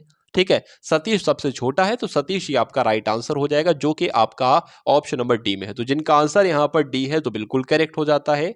अब उसके बाद देखिए अगले नंबर का क्वेश्चन आपकी स्क्रीन पर है। यदि KINDLE को एक कूट भाषा में ELDNIK लिखा जाता है तो उसी कूट भाषा में XEXOTIC को साथियों क्या लिखा जाएगा, ये आपसे पूछा जा रहा है साथियों, बताने की कोशिश कीजिए, बताइए।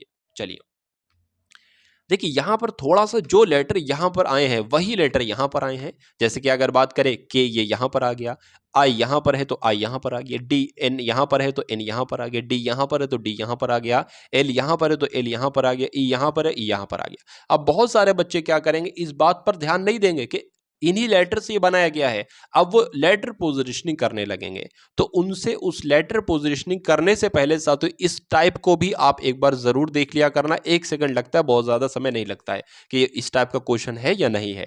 उसके बाद अगर ना मिले तो लेटर पोजिशनिंग करना। ठीक है, चलिए तो साथियों इसमें भी आ जाएगा। सी सबसे अंत में लिखा है, सी सबसे पहले हो जाएगा, फिर आई लिख दिया जाएगा, फिर टी लिख दिया जाएगा, फिर ओ, फिर एक्स, फिर ई लिख दिया जाएगा। तो ऐसा साथियों कौन से ऑप्शन में, ऐसा तो मुझे साथियों ऑप्शन नंबर डी में नजर आ रहा है, तो यही आपका बिल्कुल सही जवाब हो जाता है। अब उसके बाद देखिए साथियों अगले नंबर का क्वेश्चन आपके स्क्रीन पर है, देखिए और बताइए सही जवाब आपका यहां पर क्या होगा।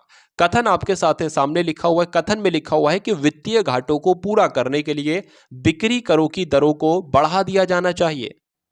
दरों को बढ़ा दिया गया है। अच्छा, वित्तीय घाटों को पूरा करने के लिए बिक्री करों की दरों को बढ़ा दिया गया है। अब पूर्व धारणाएं साथियों आपके सामने लिखी, आपको देखने कौन सी पूर्व धारणा अंतर्निहित है कथन में और कौन सी पूर्व धारणा अंतर्निहित नहीं है कथन में। चलिए, वित्तीय घाटों को पूरा करने का सर्वोत्तम तरीका बिक्री कर की दरों को बढ़ाना है। देखिए अगर आपके सामने आ जाए कोई भी, क्या ये कहा गया है सर्वोत्तम, मतलब इससे बढ़िया कोई और तरीका हो नहीं सकता। अगर ऐसी बात आ जाए तो वो गलत कथन कहलाएगा, गलत पूर्व धारणा कहलाएगी।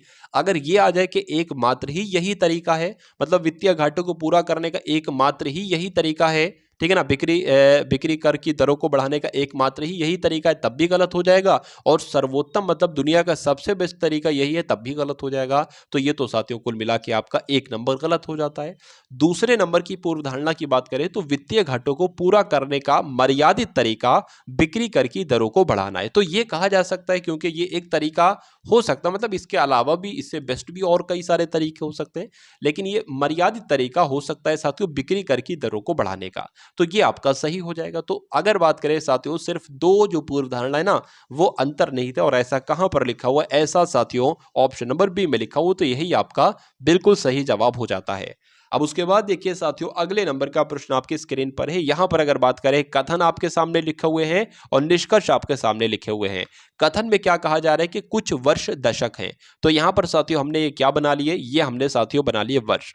ये क्या हो गया, ये वर्ष हो गया, और इतने वर्ष जो है ना साथियों वो क्या है, इतने वर्ष आपके क्या हो जाएंगे, दशक हो जाएंगे। ठीक है, इतने वर्ष आपके साथियों दशक हो जाएंगे।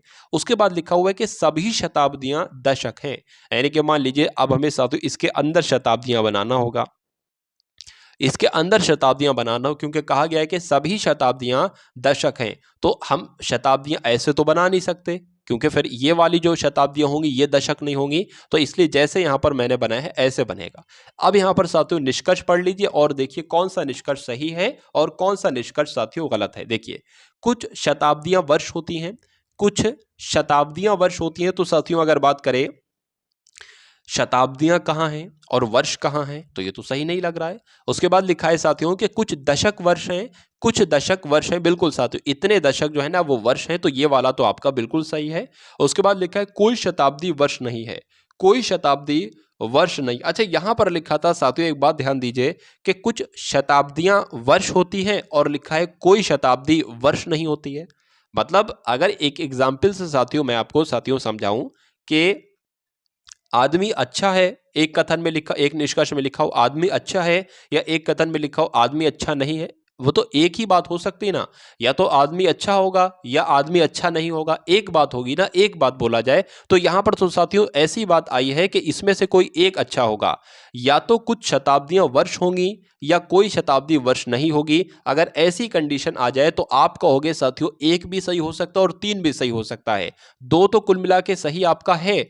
इसमें से कथन जो आपका जाएगा ना, वो मैं आपको बता देता हूं कैसे जाएगा साथियों।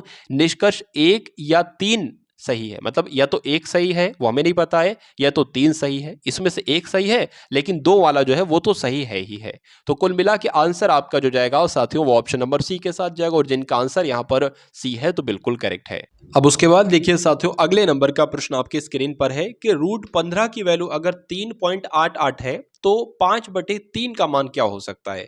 अब आपको साथियों बताना है कि इस ऑप्शन में से कौन सा राइट आंसर आपका होगा। देखिए इतना सबसे पहले आप मालूम कर लीजिए, थोड़ा सा ध्यान कर लीजिए कि √15 की वैल्यू क्या है साथियों, 3.88 है।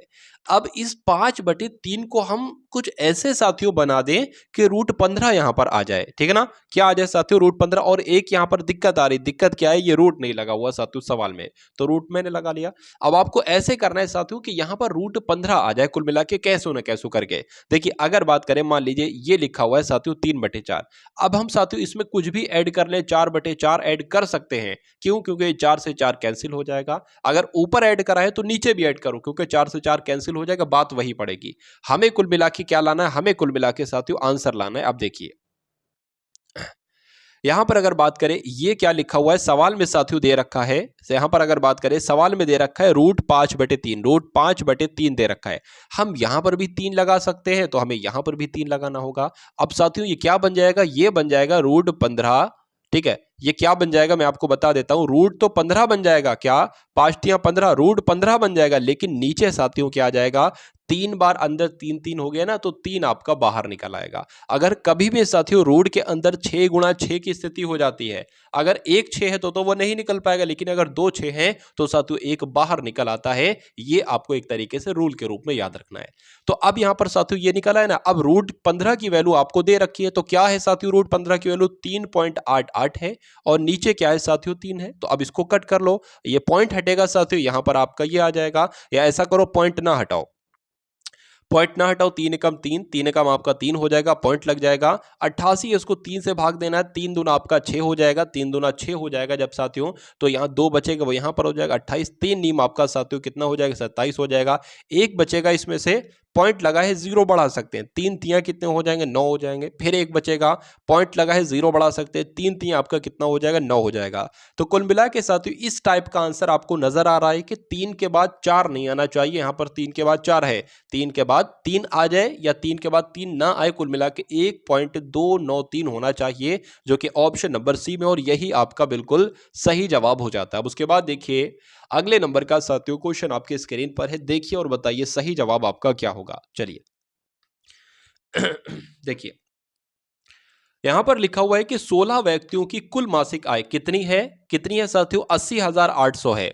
यानी कि 16 व्यक्ति 80,800 कमाते एक महीने में। तो सबसे पहले तो हमें यह निकालना होगा कि एक व्यक्ति कितना कमाता है। तो 80,800 की भाग 16 से कर देंगे, हमें पता चल जाएगा एक व्यक्ति की मासिक आय क्या है। खैर उसमें से एक की आय औसत आय की, मतलब उसमें से जो एक व्यक्ति की आय निकलेगी ना, इसमें से भाग कराने के बाद उसमें से उसकी एक की आय औसत आय की 120% हो, तो बताइए उसकी आय कितनी। यानी कि फिर उसकी आय की 120% हमें कर देना है।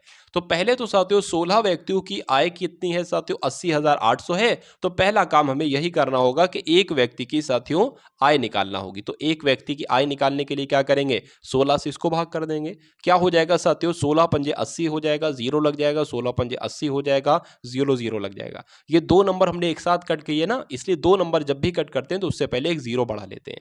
अब यहां पर साथियों कहा जा सकता है, यहां पर मैंने एक 0 एक्स्ट्रा लगा लिया साथियों, एक 0 मैंने क्या लगा लिया, एक्स्ट्रा लगा लिया, कोई दिक्कत नहीं है। आपका ये हो जाएगा, ठीक है, 16 पंजे 80, 0 लगा लिया, 16 पंजे 80। अच्छा यहां पर एक 0 लग गया एक्स्ट्रा, यहां पर एक 0 लग गया है, ठीक है, कोई दिक्कत नहीं। तो कुल मिला के आपके सामने जो आया है वो 50-50 आया, यानी कि 5050 आया है। अब कहा जा रहा है कि अगर इसका 120% कितना होगा, वही आपसे पूछा जा रहा है। तो इसका 120% कर दो, 120/100 कर दो, यानी कि इस जीरो से ये जीरो, इस जीरो से ये जीरो। तो अब कुछ नहीं आपको करना है साथियों, 505 की आपको गुणा कर देना है 12 से, और आपका आंसर आपके सामने आ जाएगा। दो पंजे आपका 10 हो जाएगा, दो पंजे आपका 10 हो जाएगा। उसके बाद साथियों 505 यहाँ पर आ जाएगा, और इसको जोड़ेंगे तो कितना आ जाएगा, इतना आपके सामने आ जाएगा। मतलब 60-60 यानी कि 6060 क्या कहीं ऑप्शन में है तो बिल्कुल है साथियों। ठीक है, यानी कि एक व्यक्ति आय निकाली और उस एक व्यक्ति की आय हमने क्या बना दी, 120% बना दी। तो कितनी आय निकल कर आई, 6060 आय निकल कर आई, और यही आपका बिल्कुल सही जवाब हो जाता है। यदि एक संख्या दूसरी संख्या का 2/3 हो और उनका योग कितना हो साथियों, उनका योग 60 हो, तो बताइए कि पहली संख्या क्या होगी। हम पहली संख्या भी साथियों बता देंगे और दूसरी संख्या भी बता देंगे।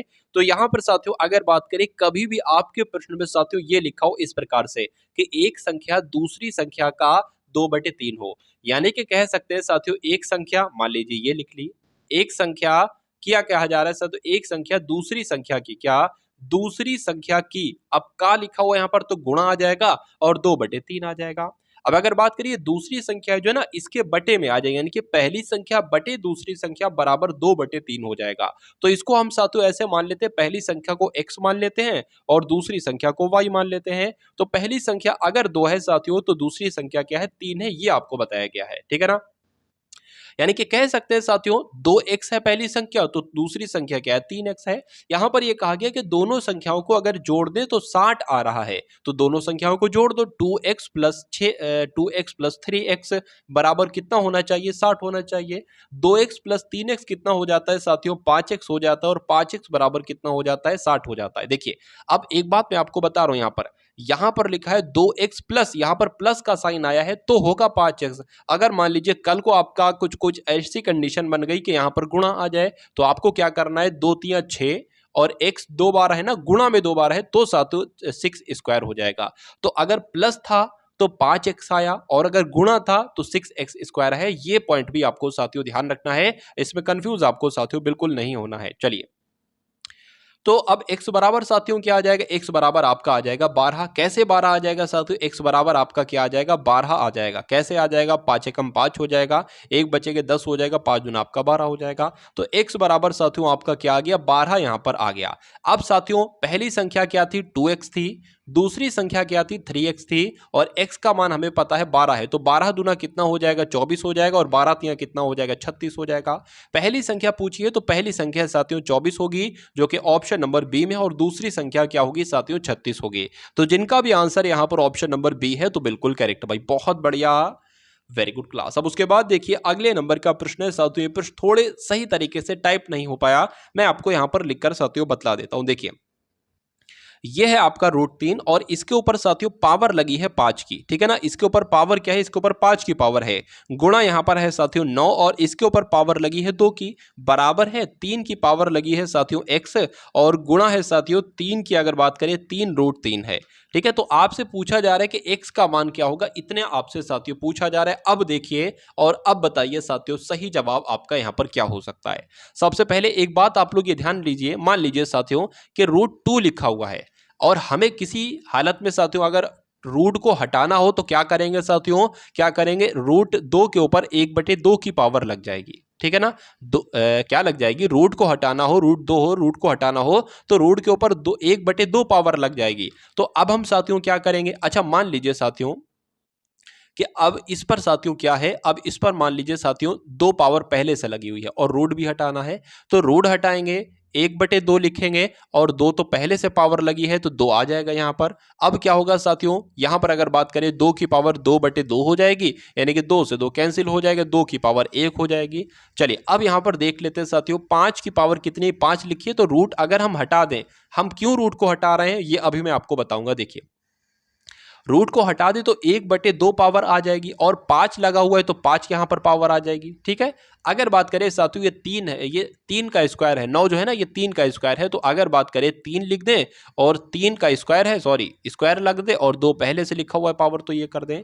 उसके बाद साथियों 3x है यहां पर, बिल्कुल साथियों 3x है। ठीक है, चलिए गुणा यहाँ पर साथियों हमने लगा लिया, गुणा यहाँ पर साथियों हमने लगा लिया। अब अगर बात करें, अब हम ऐसा क्या करें साथियों, देखिए हमें कुल मिला के हमारा उद्देश्य ये है कि इस 3 से हम 3 को कट कर लेंगे, फिर पावर की हमें कैलकुलेशन साथियों करना होगी। तो अब उसके बाद 3x तो लिख लिया। अब यहाँ पर 3 है ना, 3 की पावर 1 हो सकती है, अगर किसी भी पावर में आपको नहीं दिख रही है कोई पावर है तो उसकी घात 1 लिख सकते हैं। तो 3 की घात साथियों क्या हो गई, 3 की घात यहाँ पर हो गई 1, तो हमने लिख ली थी साथियों 1। उसके बाद अगर बात करें √3 लिखा हुआ, अभी मैंने आपको बताया था अगर √2 लिखा हो तो रूट को हटाना होता है तो 2 और उसकी पावर क्या हो जाती है 1/2 हो जाती है। तो यहाँ पर भी साथियों रूट को हटा देंगे और इसकी पावर क्या हो जाएगी, इसकी पावर साथियों 1/2 हो जाएगी। इतना उम्मीद करता हूं साथियों आपकी समझ में आ गया होगा, ठीक है ना। चलिए, तो अब साथियों अगर यहाँ पर हम लोग क्या करेंगे, अब जो 3 आपको दिख रहा है ना, ये सारे साथियों हट जाएंगे, ये सारे कट हो जाएंगे एक दूसरे से साथियों, यहाँ पर कट हो जाएंगे, ठीक है। चलिए, तो इनको अगर साथियों कट कर लेंगे तो हमारे पास बचेगा क्या, हमारे पास साथियों क्या बचेगा, अगर बात करें यहाँ पर हमारे पास बच जाएगा साथियों 5/2। अब इनको सबको ये साथियों एक तरीके से 3 कट जाएगा। अब हमारे पास बचेगा 5/2 प्लस में आएगा, अब ये ध्यान रखिएगा प्लस 4, 2 दूना 4 हो जाएंगे, बराबर हो जाएगा, ये आपका x आ जाएगा, ये प्लस 1 आ जाएगा और ये प्लस 1/2 आ जाएगा। तो बस आपको इसको कैलकुलेट करना है साथियों, और यहाँ पर x है ना उसका मान आपको निकालना है। तो इसको सॉल्व करें साथियों तो 5 एकम 5 हो जाएगा, प्लस 2 चौक आपके 8 हो जाएंगे और बटे आपका 2 आ जाएगा।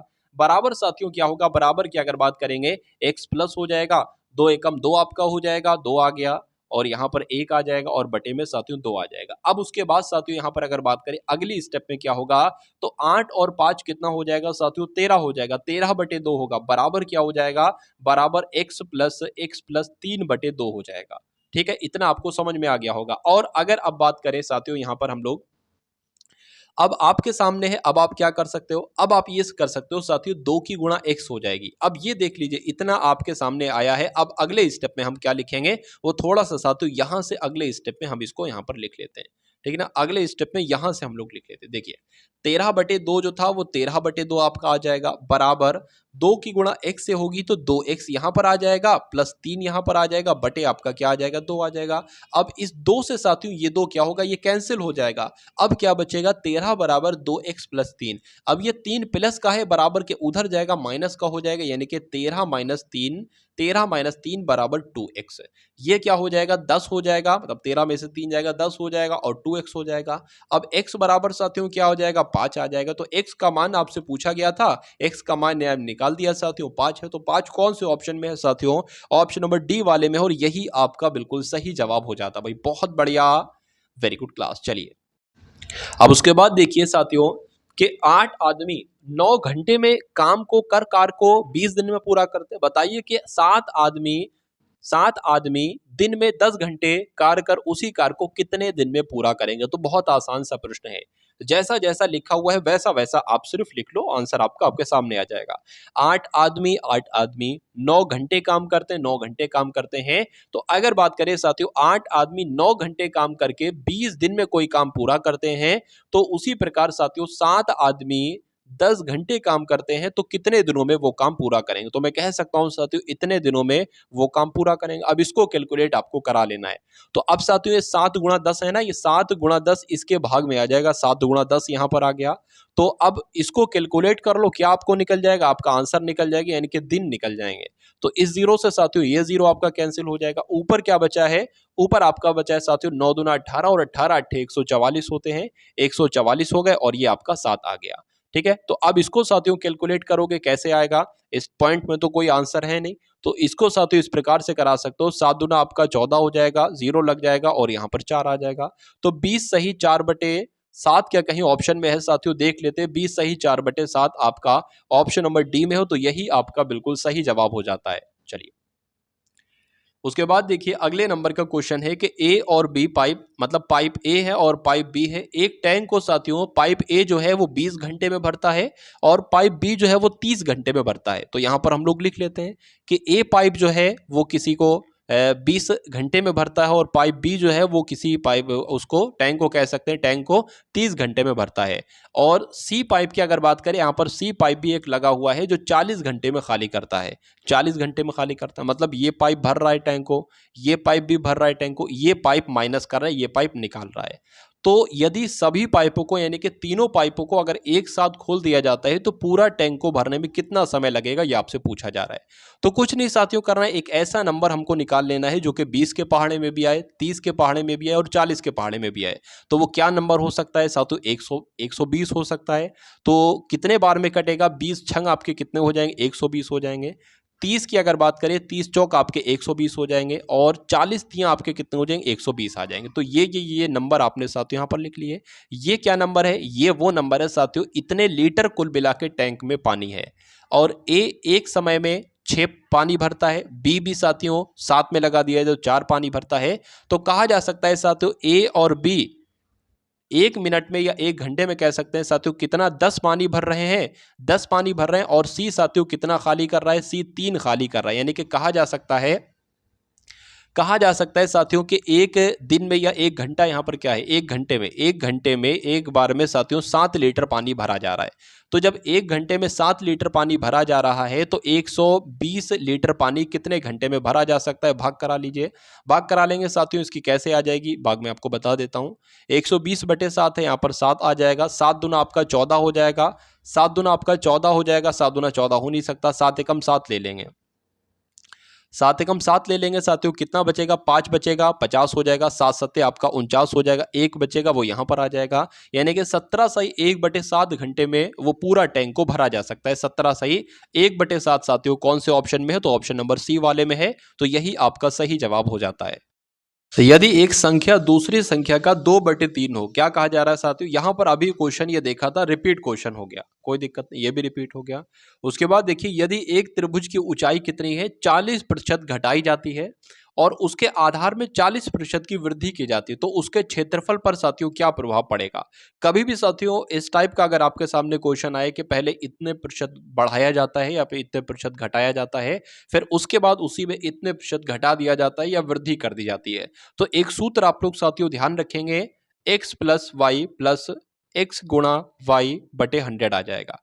अब यहां पर अगर बात करें, ये आपकी पहली संख्या हो जाएगी, आपकी दूसरी संख्या हो जाएगी, ये भी पहली संख्या और ये भी दूसरी संख्या। अगर पहली संख्या घटाई जा रही है तो वो माइनस में आएगी, अगर दूसरी संख्या घटाई जा रही है तो वो माइनस में आएगी। ठीक है, तो यहां पर हम लोग देख लेते हैं साथियों ये किस टाइप से होगा। तो पहली संख्या घटाई जा रही है तो ये आपका 40 माइनस का हो जाएगा। अब ये 40 माइनस का हो जाएगा, उसके बाद दूसरी संख्या साथियों वृद्धि की जा रही है तो वो प्लस का हो जाएगा। उसके बाद साथियों यहाँ पर प्लस आ जाएगा और पहली संख्या तो माइनस में है, दूसरी संख्या प्लस में, तो कोई दिक्कत नहीं, और बटे में आपका 100 आ जाएगा। इस जीरो से ये जीरो आपका कैंसिल हो जाएगा और इस जीरो से ये जीरो आपका कैंसिल हो जाएगा। 40 माइनस का है, 40 प्लस का है, कुछ नहीं बचेगा, कैंसिल हो जाएगा। यहां पर अगर बात करें साथियों 4 चौक 16 आएगा, 16 की अगर बात करें माइनस का आएगा, और जब माइनस की कोई चीज आती है तो साथियों वो क्या होती है? एक तरीके से कमी होती है। तो 16% की एक तरीके से कमी होगी उसके क्षेत्रफल में। पूछा गया था ना कि क्षेत्रफल पर क्या प्रभाव पड़ेगा, तो क्षेत्रफल में साथियों 16% की कमी हो जाएगी। उसके बाद देखिए, यदि किसी विद्यालय में कुल विद्यार्थी कितने हैं? कुल विद्यार्थियों में 60% लड़के हैं। अब किसी विद्यालय की बात की जा रही है, यहां पर बताया जा रहे हैं कि 60% लड़के हैं, लड़कियों की संख्या 972। देखिए यहां पर अगर बात करें लड़के हैं और लड़कियां, कहा जा रहा है कि 60% अगर लड़के हैं तो जाहिर सी बात है 40% क्या होंगी? लड़कियां होंगी। यहां पर 40% लड़कियां हैं और लड़कियों के बारे में बता दिया गया, लड़कियों की संख्या 972 है। यानी कि 40% जो है वो किसके बराबर है? वो 972 के बराबर है। तो 100% की वैल्यू निकाल लेंगे और 100% क्या होगा वो हमें बताएगा कि कुल मिला के लड़के और लड़कियां कितने हैं। तो कैसे निकालते हैं साथियों? 972 बटे यहाँ पर 40 हो जाएगा और गुणा करा देंगे 100 से। अब इसको साथियों कैलकुलेट कर लीजिए, ये क्या देगा? ये देगा विद्यालय में कुल कितने लड़के हैं, नहीं नहीं नहीं, ये देगा विद्यालय में कुल कितने लड़के और लड़कियां हैं। तो कुल अगर हमें पता चल जाता है, उस कुल का 60% निकाल देंगे, वो लड़कों की संख्या हो जाएगी। पहले इसको साथियों सॉल्व कर लीजिए, ये कट हो जाएगा, यहाँ पर साथियों 2 आ जाएगी, आपका 5 आ जाएगा। इसको कट करेंगे, 2 चौक आपका 8 आ जाएगा, 2 अट्ठे आपका 16 आ जाएगा, 2 छक आपका 12 आ जाएगा। मतलब 486 गुणा 5 कर लीजिए, 486 गुणा 5 अगर करेंगे तो 6 पंजे आपका 30 हो जाएगा, 8 पंजे 40 और 3 43 हो जाएगा, 5 चौक आपका 20 और 4 24 हो जाएगा। यानी कि 2430 की अगर बात करते हैं, कुल मिला के एक विद्यालय में 2430 लड़के भी हैं और लड़कियां भी हैं। तो पूछा क्या जा रहा था साथियों कि कितने लड़के हैं, कहा जा रहा है कि लड़के तो 60% हैं, तो 2430 का 60% निकाल लो, आंसर आपका आपके सामने आ जाएगा। इस जीरो से ये जीरो, इस जीरो से ये जीरो कैंसिल हो जाएगा। तो अब साथियों 243 की गुणा किससे करा लो, 6 से करा लो। 6 तियां आपका 18 हो जाएगा, 6 चौक 24 और 1 25 हो जाएगा, 6 दूना 12 और 2 साथियों 14 हो जाएगा। तो 1458 क्या कहीं ऑप्शन में है, बिल्कुल है साथियों। आंसर अगर आपका है ऑप्शन नंबर बी के साथ तो बिल्कुल करेक्ट है। अब उसके बाद देखिए अगले नंबर का क्वेश्चन आपकी स्क्रीन पर है। आपसे यहां पर पूछा जा रहा है कि कौन सी राशि पर साधारण ब्याज से 6 महीने में 4% वार्षिक की दर से 150 रुपए ब्याज मिल जाएगा, बताइए।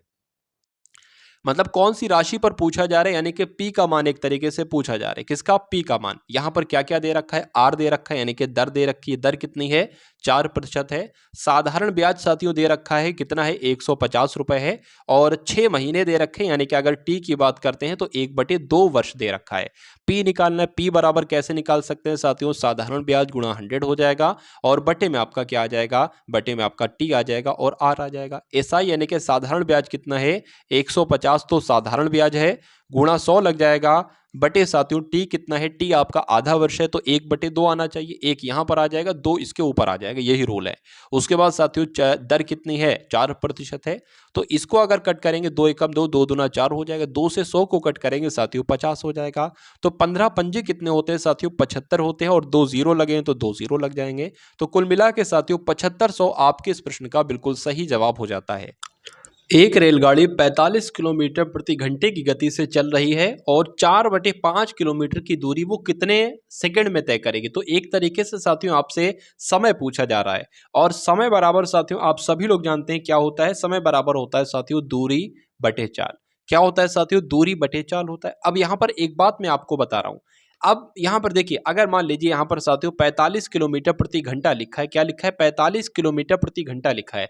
अगर हमें इसको मीटर प्रति सेकंड में बदलना होगा, क्या इसको मीटर प्रति सेकंड में बदलना होगा, तो इसकी गुणा हम 5/18 से करेंगे और ये मीटर प्रति सेकंड में बदल जाएगा। पहला पॉइंट, ठीक है ना। तो अगर मान लीजिए, दूसरी बात आपको ध्यान रखना है, मान लीजिए 1 घंटा है और मैं इसको कहूं कि इसको मिनट में बदलिए, 1 घंटे को मिनट में बदलिए, तो कैसे बदलेंगे, इसकी गुणा 60 से कराएंगे तो क्या हो जाएगा, 60 मिनट हो जाएगा। अब मैं कहूं साथियों इस 60 मिनट को सेकंड में बदलिए, तो फिर से साथियों 60 से गुणा कराना पड़ेगा और क्या हो जाएगा, 6 छंग 36 यानी कि 3600 आपका सेकंड हो जाएगा। तो 1 घंटे में कितने साथियों सेकंड होंगे, 3600 सेकंड होंगे, ठीक है ना। तो उसी प्रकार साथियों ये दोनों बातें यहां पर फॉलो होगी, इसलिए पहले से ही मैंने आपको ये बता दिया। देखिए समय ज्ञात करना है, एक तरीके से टी ज्ञात करना है, तो दूरी कितनी है साथियों, दूरी 4/5 किलोमीटर दे रखी है, तो 4/5 किलोमीटर दूरी हो जाएगी। और सेकंड अगर बात करें चाल, अब चाल कितनी, 45 किलोमीटर प्रति घंटा चाल है, तो 45 किलोमीटर प्रति घंटा कह सकते हैं, ये बटे में ही तो आएगी साथियों। और एक इस बिल्कुल मान सकते हैं, मतलब 4/5 भाग 45/1। अब मैंने आपको बताया था यहां पर भाग हो रही है, लेकिन भाग की अगर बात करें, भाग करना थोड़ा सा डिफिकल्ट होता है, इसलिए हम क्या कर लेंगे साथियों, इसको गुणा में यहां पर ले आएंगे, इसको गुणा में ले आएंगे बस। नंबर अब यहां पर वैसे तो आना चाहिए 45/1, लेकिन उल्टा पुल्टा हो जाएगा, मतलब 1/45 कुल मिला के यहां पर हो जाएंगे। अब आप देखिए मैं यहां पर आपको समझाता हूं। यहां पर साथियों जब हम इसको कैलकुलेट करेंगे तो ये क्या निकल कर आएगा, ये हमारा समय घंटे में निकल के आएगा। बहुत ध्यान दीजिए, अरे भाई समय पूछा था, दूरी बटे 4, दूरी रख ली, बटे 4 रख ली। अब ये हमें इसको कैलकुलेट करेंगे तो हमें ये पता चलेगा कि 4/5 किलोमीटर की दूरी वो कितने घंटे में तय करता है, लेकिन हमें निकालना यहां पर सेकंड में है। और हमने 1 घंटे को जब सेकंड में बदला था ना, तो हमने उसको 2 बार 60 से गुणा कराई थी। एक बार मिनट में बदलने के लिए 60 से गुणा, और फिर उसको एक बार सेकंड में बदलने के लिए 60 से गुणा। तो इसलिए इस घंटे को भी हमें सेकंड में बदलने के लिए साथियों 2 बार 60 से गुणा करानी पड़ेगी, ठीक है ना। अब अगर बात करें, अब इसको कट कर लीजिए साथियों, 15 चौक आपके हो जाएंगे 60 और 15 तियां कितने हो जाएंगे, 45 हो जाएंगे। 3 एकम 3, 3 दूना 6 आपका ये 0 आ जाएगा, 20 आ गया। 5 एकम 5 हो जाएगा, 5 चौक आपका 20 हो जाएगा। तो ऊपर साथियों क्या रहा, 4 चौक 16, 4 चौक 16 और 16 चौक आपकी 64। तो आंसर आपका जाएगा ऑप्शन नंबर बी के साथ, और जिनका आंसर यहां पर बी है तो बिल्कुल करेक्ट भाई, बहुत बढ़िया, वेरी गुड क्लास। अब उसके बाद देखिए साथियों नेक्स्ट नंबर का क्वेश्चन आपकी स्क्रीन पर आ चुका है। देखिए साथियों क्या होगा इस क्वेश्चन का बिल्कुल सही जवाब बताइए। देखिए यहां पर बात करें एक बेलन की त्रिज्या कितनी है, 40 सेंटीमीटर है तथा उस पर एक रस्सी को 60 बार लपेटा जा सकता है। यदि उस बेलन की त्रिज्या 30 सेंटीमीटर हो तो उसी रस्सी को बेलन पर कितनी बार लपेटा जाएगा। इस प्रश्न की लैंग्वेज को पढ़ के मुझे ऐसा लग रहा है साथियों ये उस टाइप वाला क्वेश्चन है। किस टाइप वाला? ये उस टाइप वाला क्वेश्चन है साथियों कि इतने लोग इतना काम इतने समय में करते हैं, तो कितने लोग इतना इतना काम कितने समय करेंगे, मतलब उस टाइप का क्वेश्चन है। तो जब वो टाइप करवाता हूं, उस टाइप का क्वेश्चन आता है, मान लीजिए उसमें लिखा हुआ है कि 4 आदमी एक काम को 5 दिन में करते हैं, तो 6 आदमी उसी काम को कितने दिन में करेंगे, उसी टाइप का क्वेश्चन है। देखिए ना, एक बेलन की त्रिज्या 40 सेंटीमीटर है तथा उस पर एक रस्सी को 60 बार लपेटा जाता है, यानी कि अगर त्रिज्या 40 सेंटीमीटर है तो 60 बार लपेटा जाता है, और अगर त्रिज्या 30 सेंटीमीटर तो कितनी बार लपेटा जा सकता है। ऐसी तो है, 4 आदमी है 5 काम करते हैं, या 4 आदमी 5 काम 6 आदमी, उस टाइप का कुल मिला के वही उसी टाइप से आपको करना है।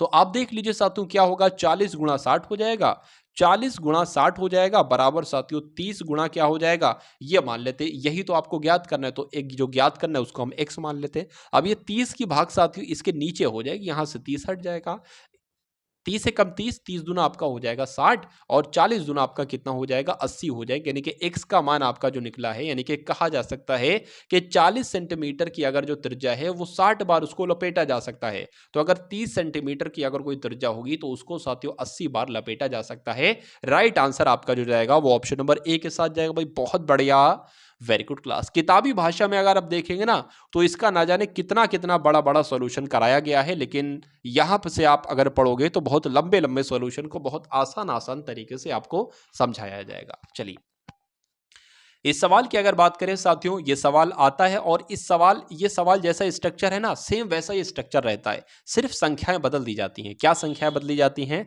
एक थाली है, उसमें 1 रुपए का, उसमें 50 पैसे के, उसमें 10 पैसे के कुछ सिक्के रखे हैं, और सिक्के किस अनुपात में है साथियों, यानी कि 1 रुपए का अगर सिक्का जो है वो अगर 3 है तो 50 पैसे के सिक्के 4 होंगे, 10 पैसे के सिक्के 10 होंगे। इसका मतलब ये है, और कुल मिला के जब उनको काउंट किया जाता है वो साथियों 102 रुपए जाकर बैठते हैं। तो इसमें पूछा यह जा रहा है कि 10 पैसे के सिक्कों की संख्या क्या होगी। आपसे ये पूछा जा रहा है कि 10 पैसे के सिक्कों की संख्या क्या होगी। 10 पैसे के सिक्कों की संख्या तो 10x है। आपसे कल को ये भी पूछा जा सकता है कि 50 पैसे के सिक्कों की संख्या क्या होगी। आपसे पूछा जा सकता है 10 पैसे के सिक्कों की संख्या क्या होगी, ठीक है, और एक रुपए के सिक्कों की संख्या क्या होगी। तो 1 रुपए के सिक्कों की अगर बात करें साथियों, इनके सिक्कों का अनुपात 3 है। चलिए, तो इस सवाल को कैसे करोगे ये मैं आपको बतला देता हूं। देखिए, 1 रुपए में ये कितनी बार आया है, ये 1 बार आया है, तो हम क्या लिखेंगे साथियों, x लिखेंगे, और ये पहला वाला नंबर है उसकी गुणा इससे करा लेंगे, अब प्लस लिख देंगे। अब 1 रुपए में ये कितनी बार आया है, 2 बार आया है ना, तो 1/2 हो जाएगा। क्या हो जाएगा, 1/2 हो जाएगा।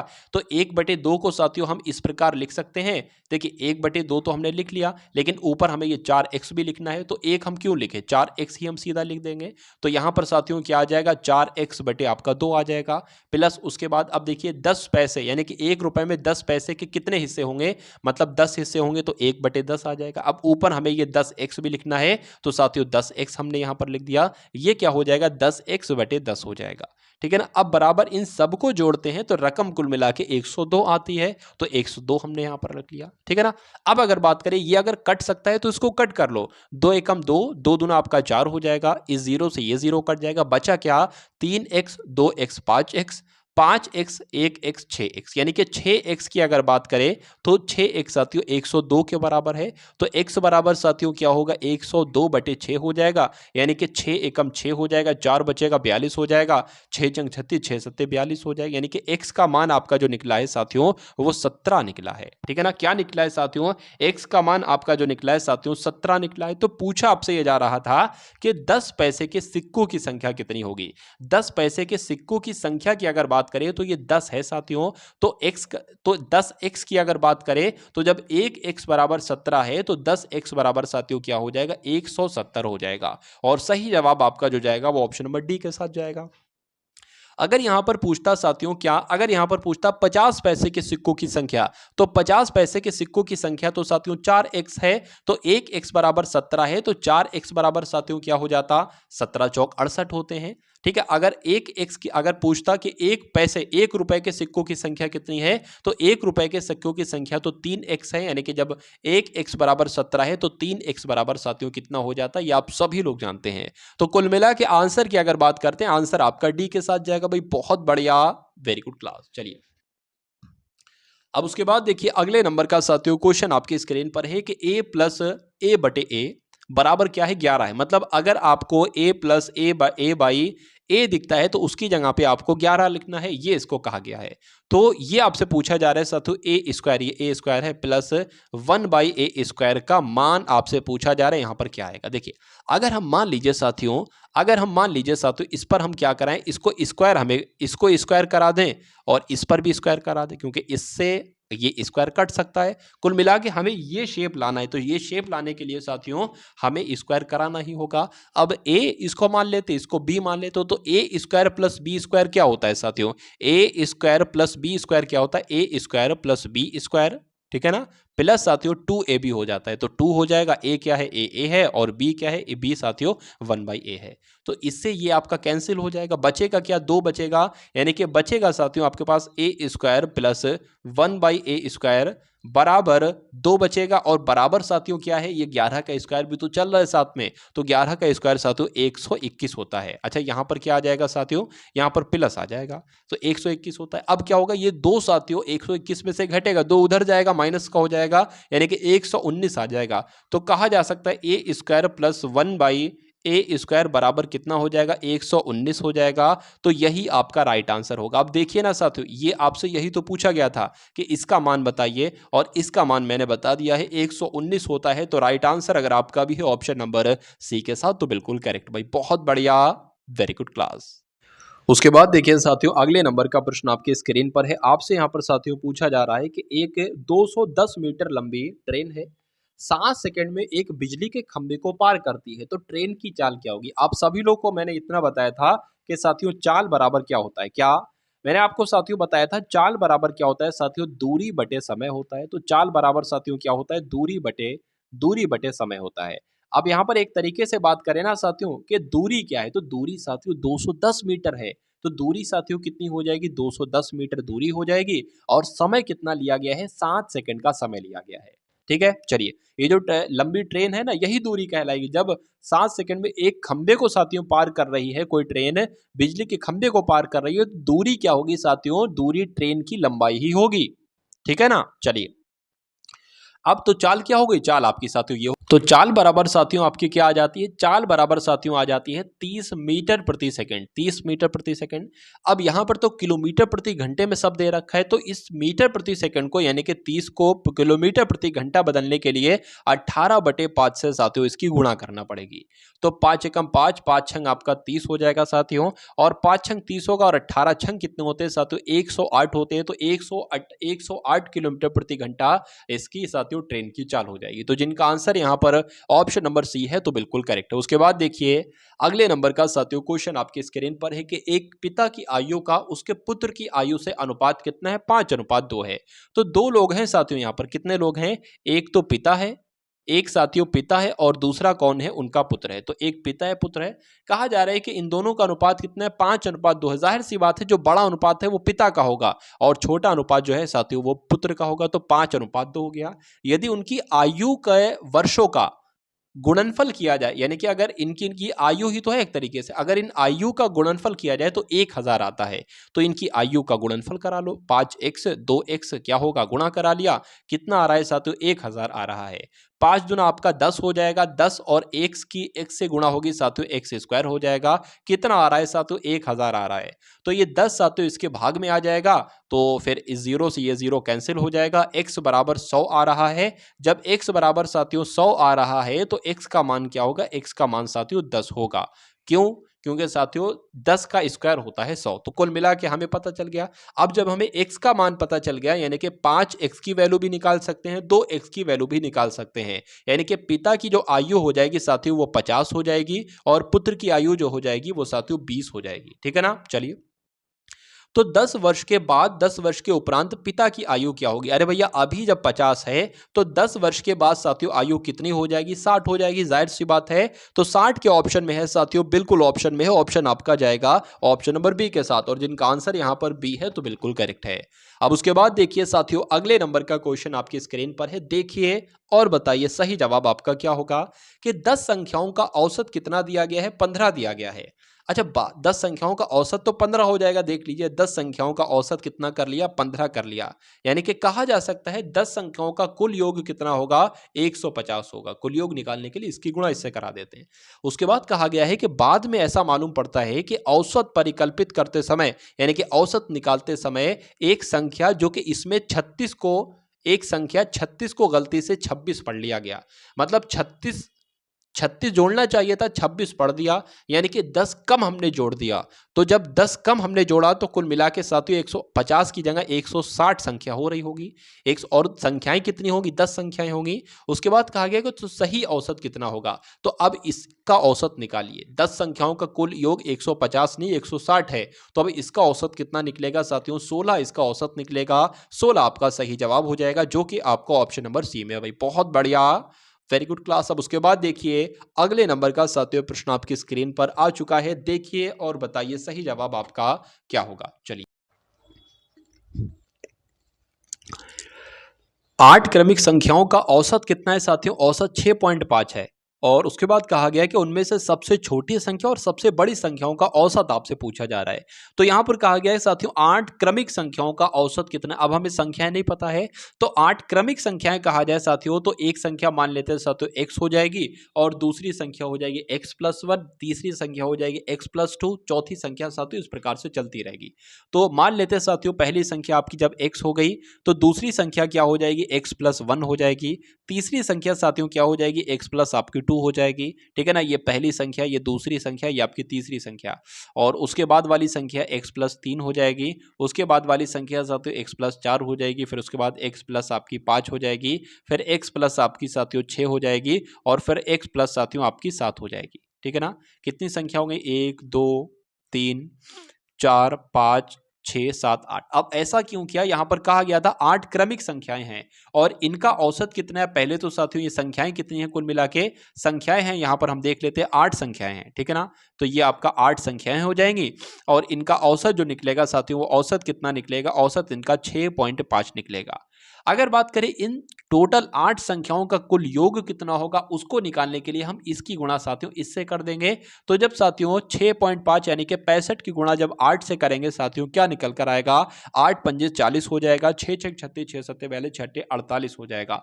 48 और 4 साथियों 52 हो जाएगा। पॉइंट लगा था ना, तो पॉइंट लग जाएगा, यानी कि इन सब का योग जो होगा ना वो साथियों क्या होगा? वो 52 होगा।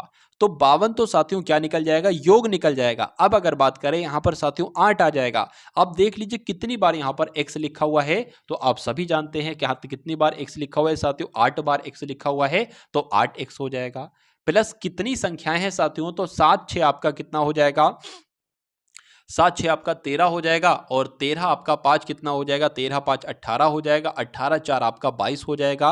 22 और 3 आपका 25 हो जाएगा। 25 और 2 आपका 27, और 1 28 हो जाएगा। तो यहाँ पर 28 आ गया।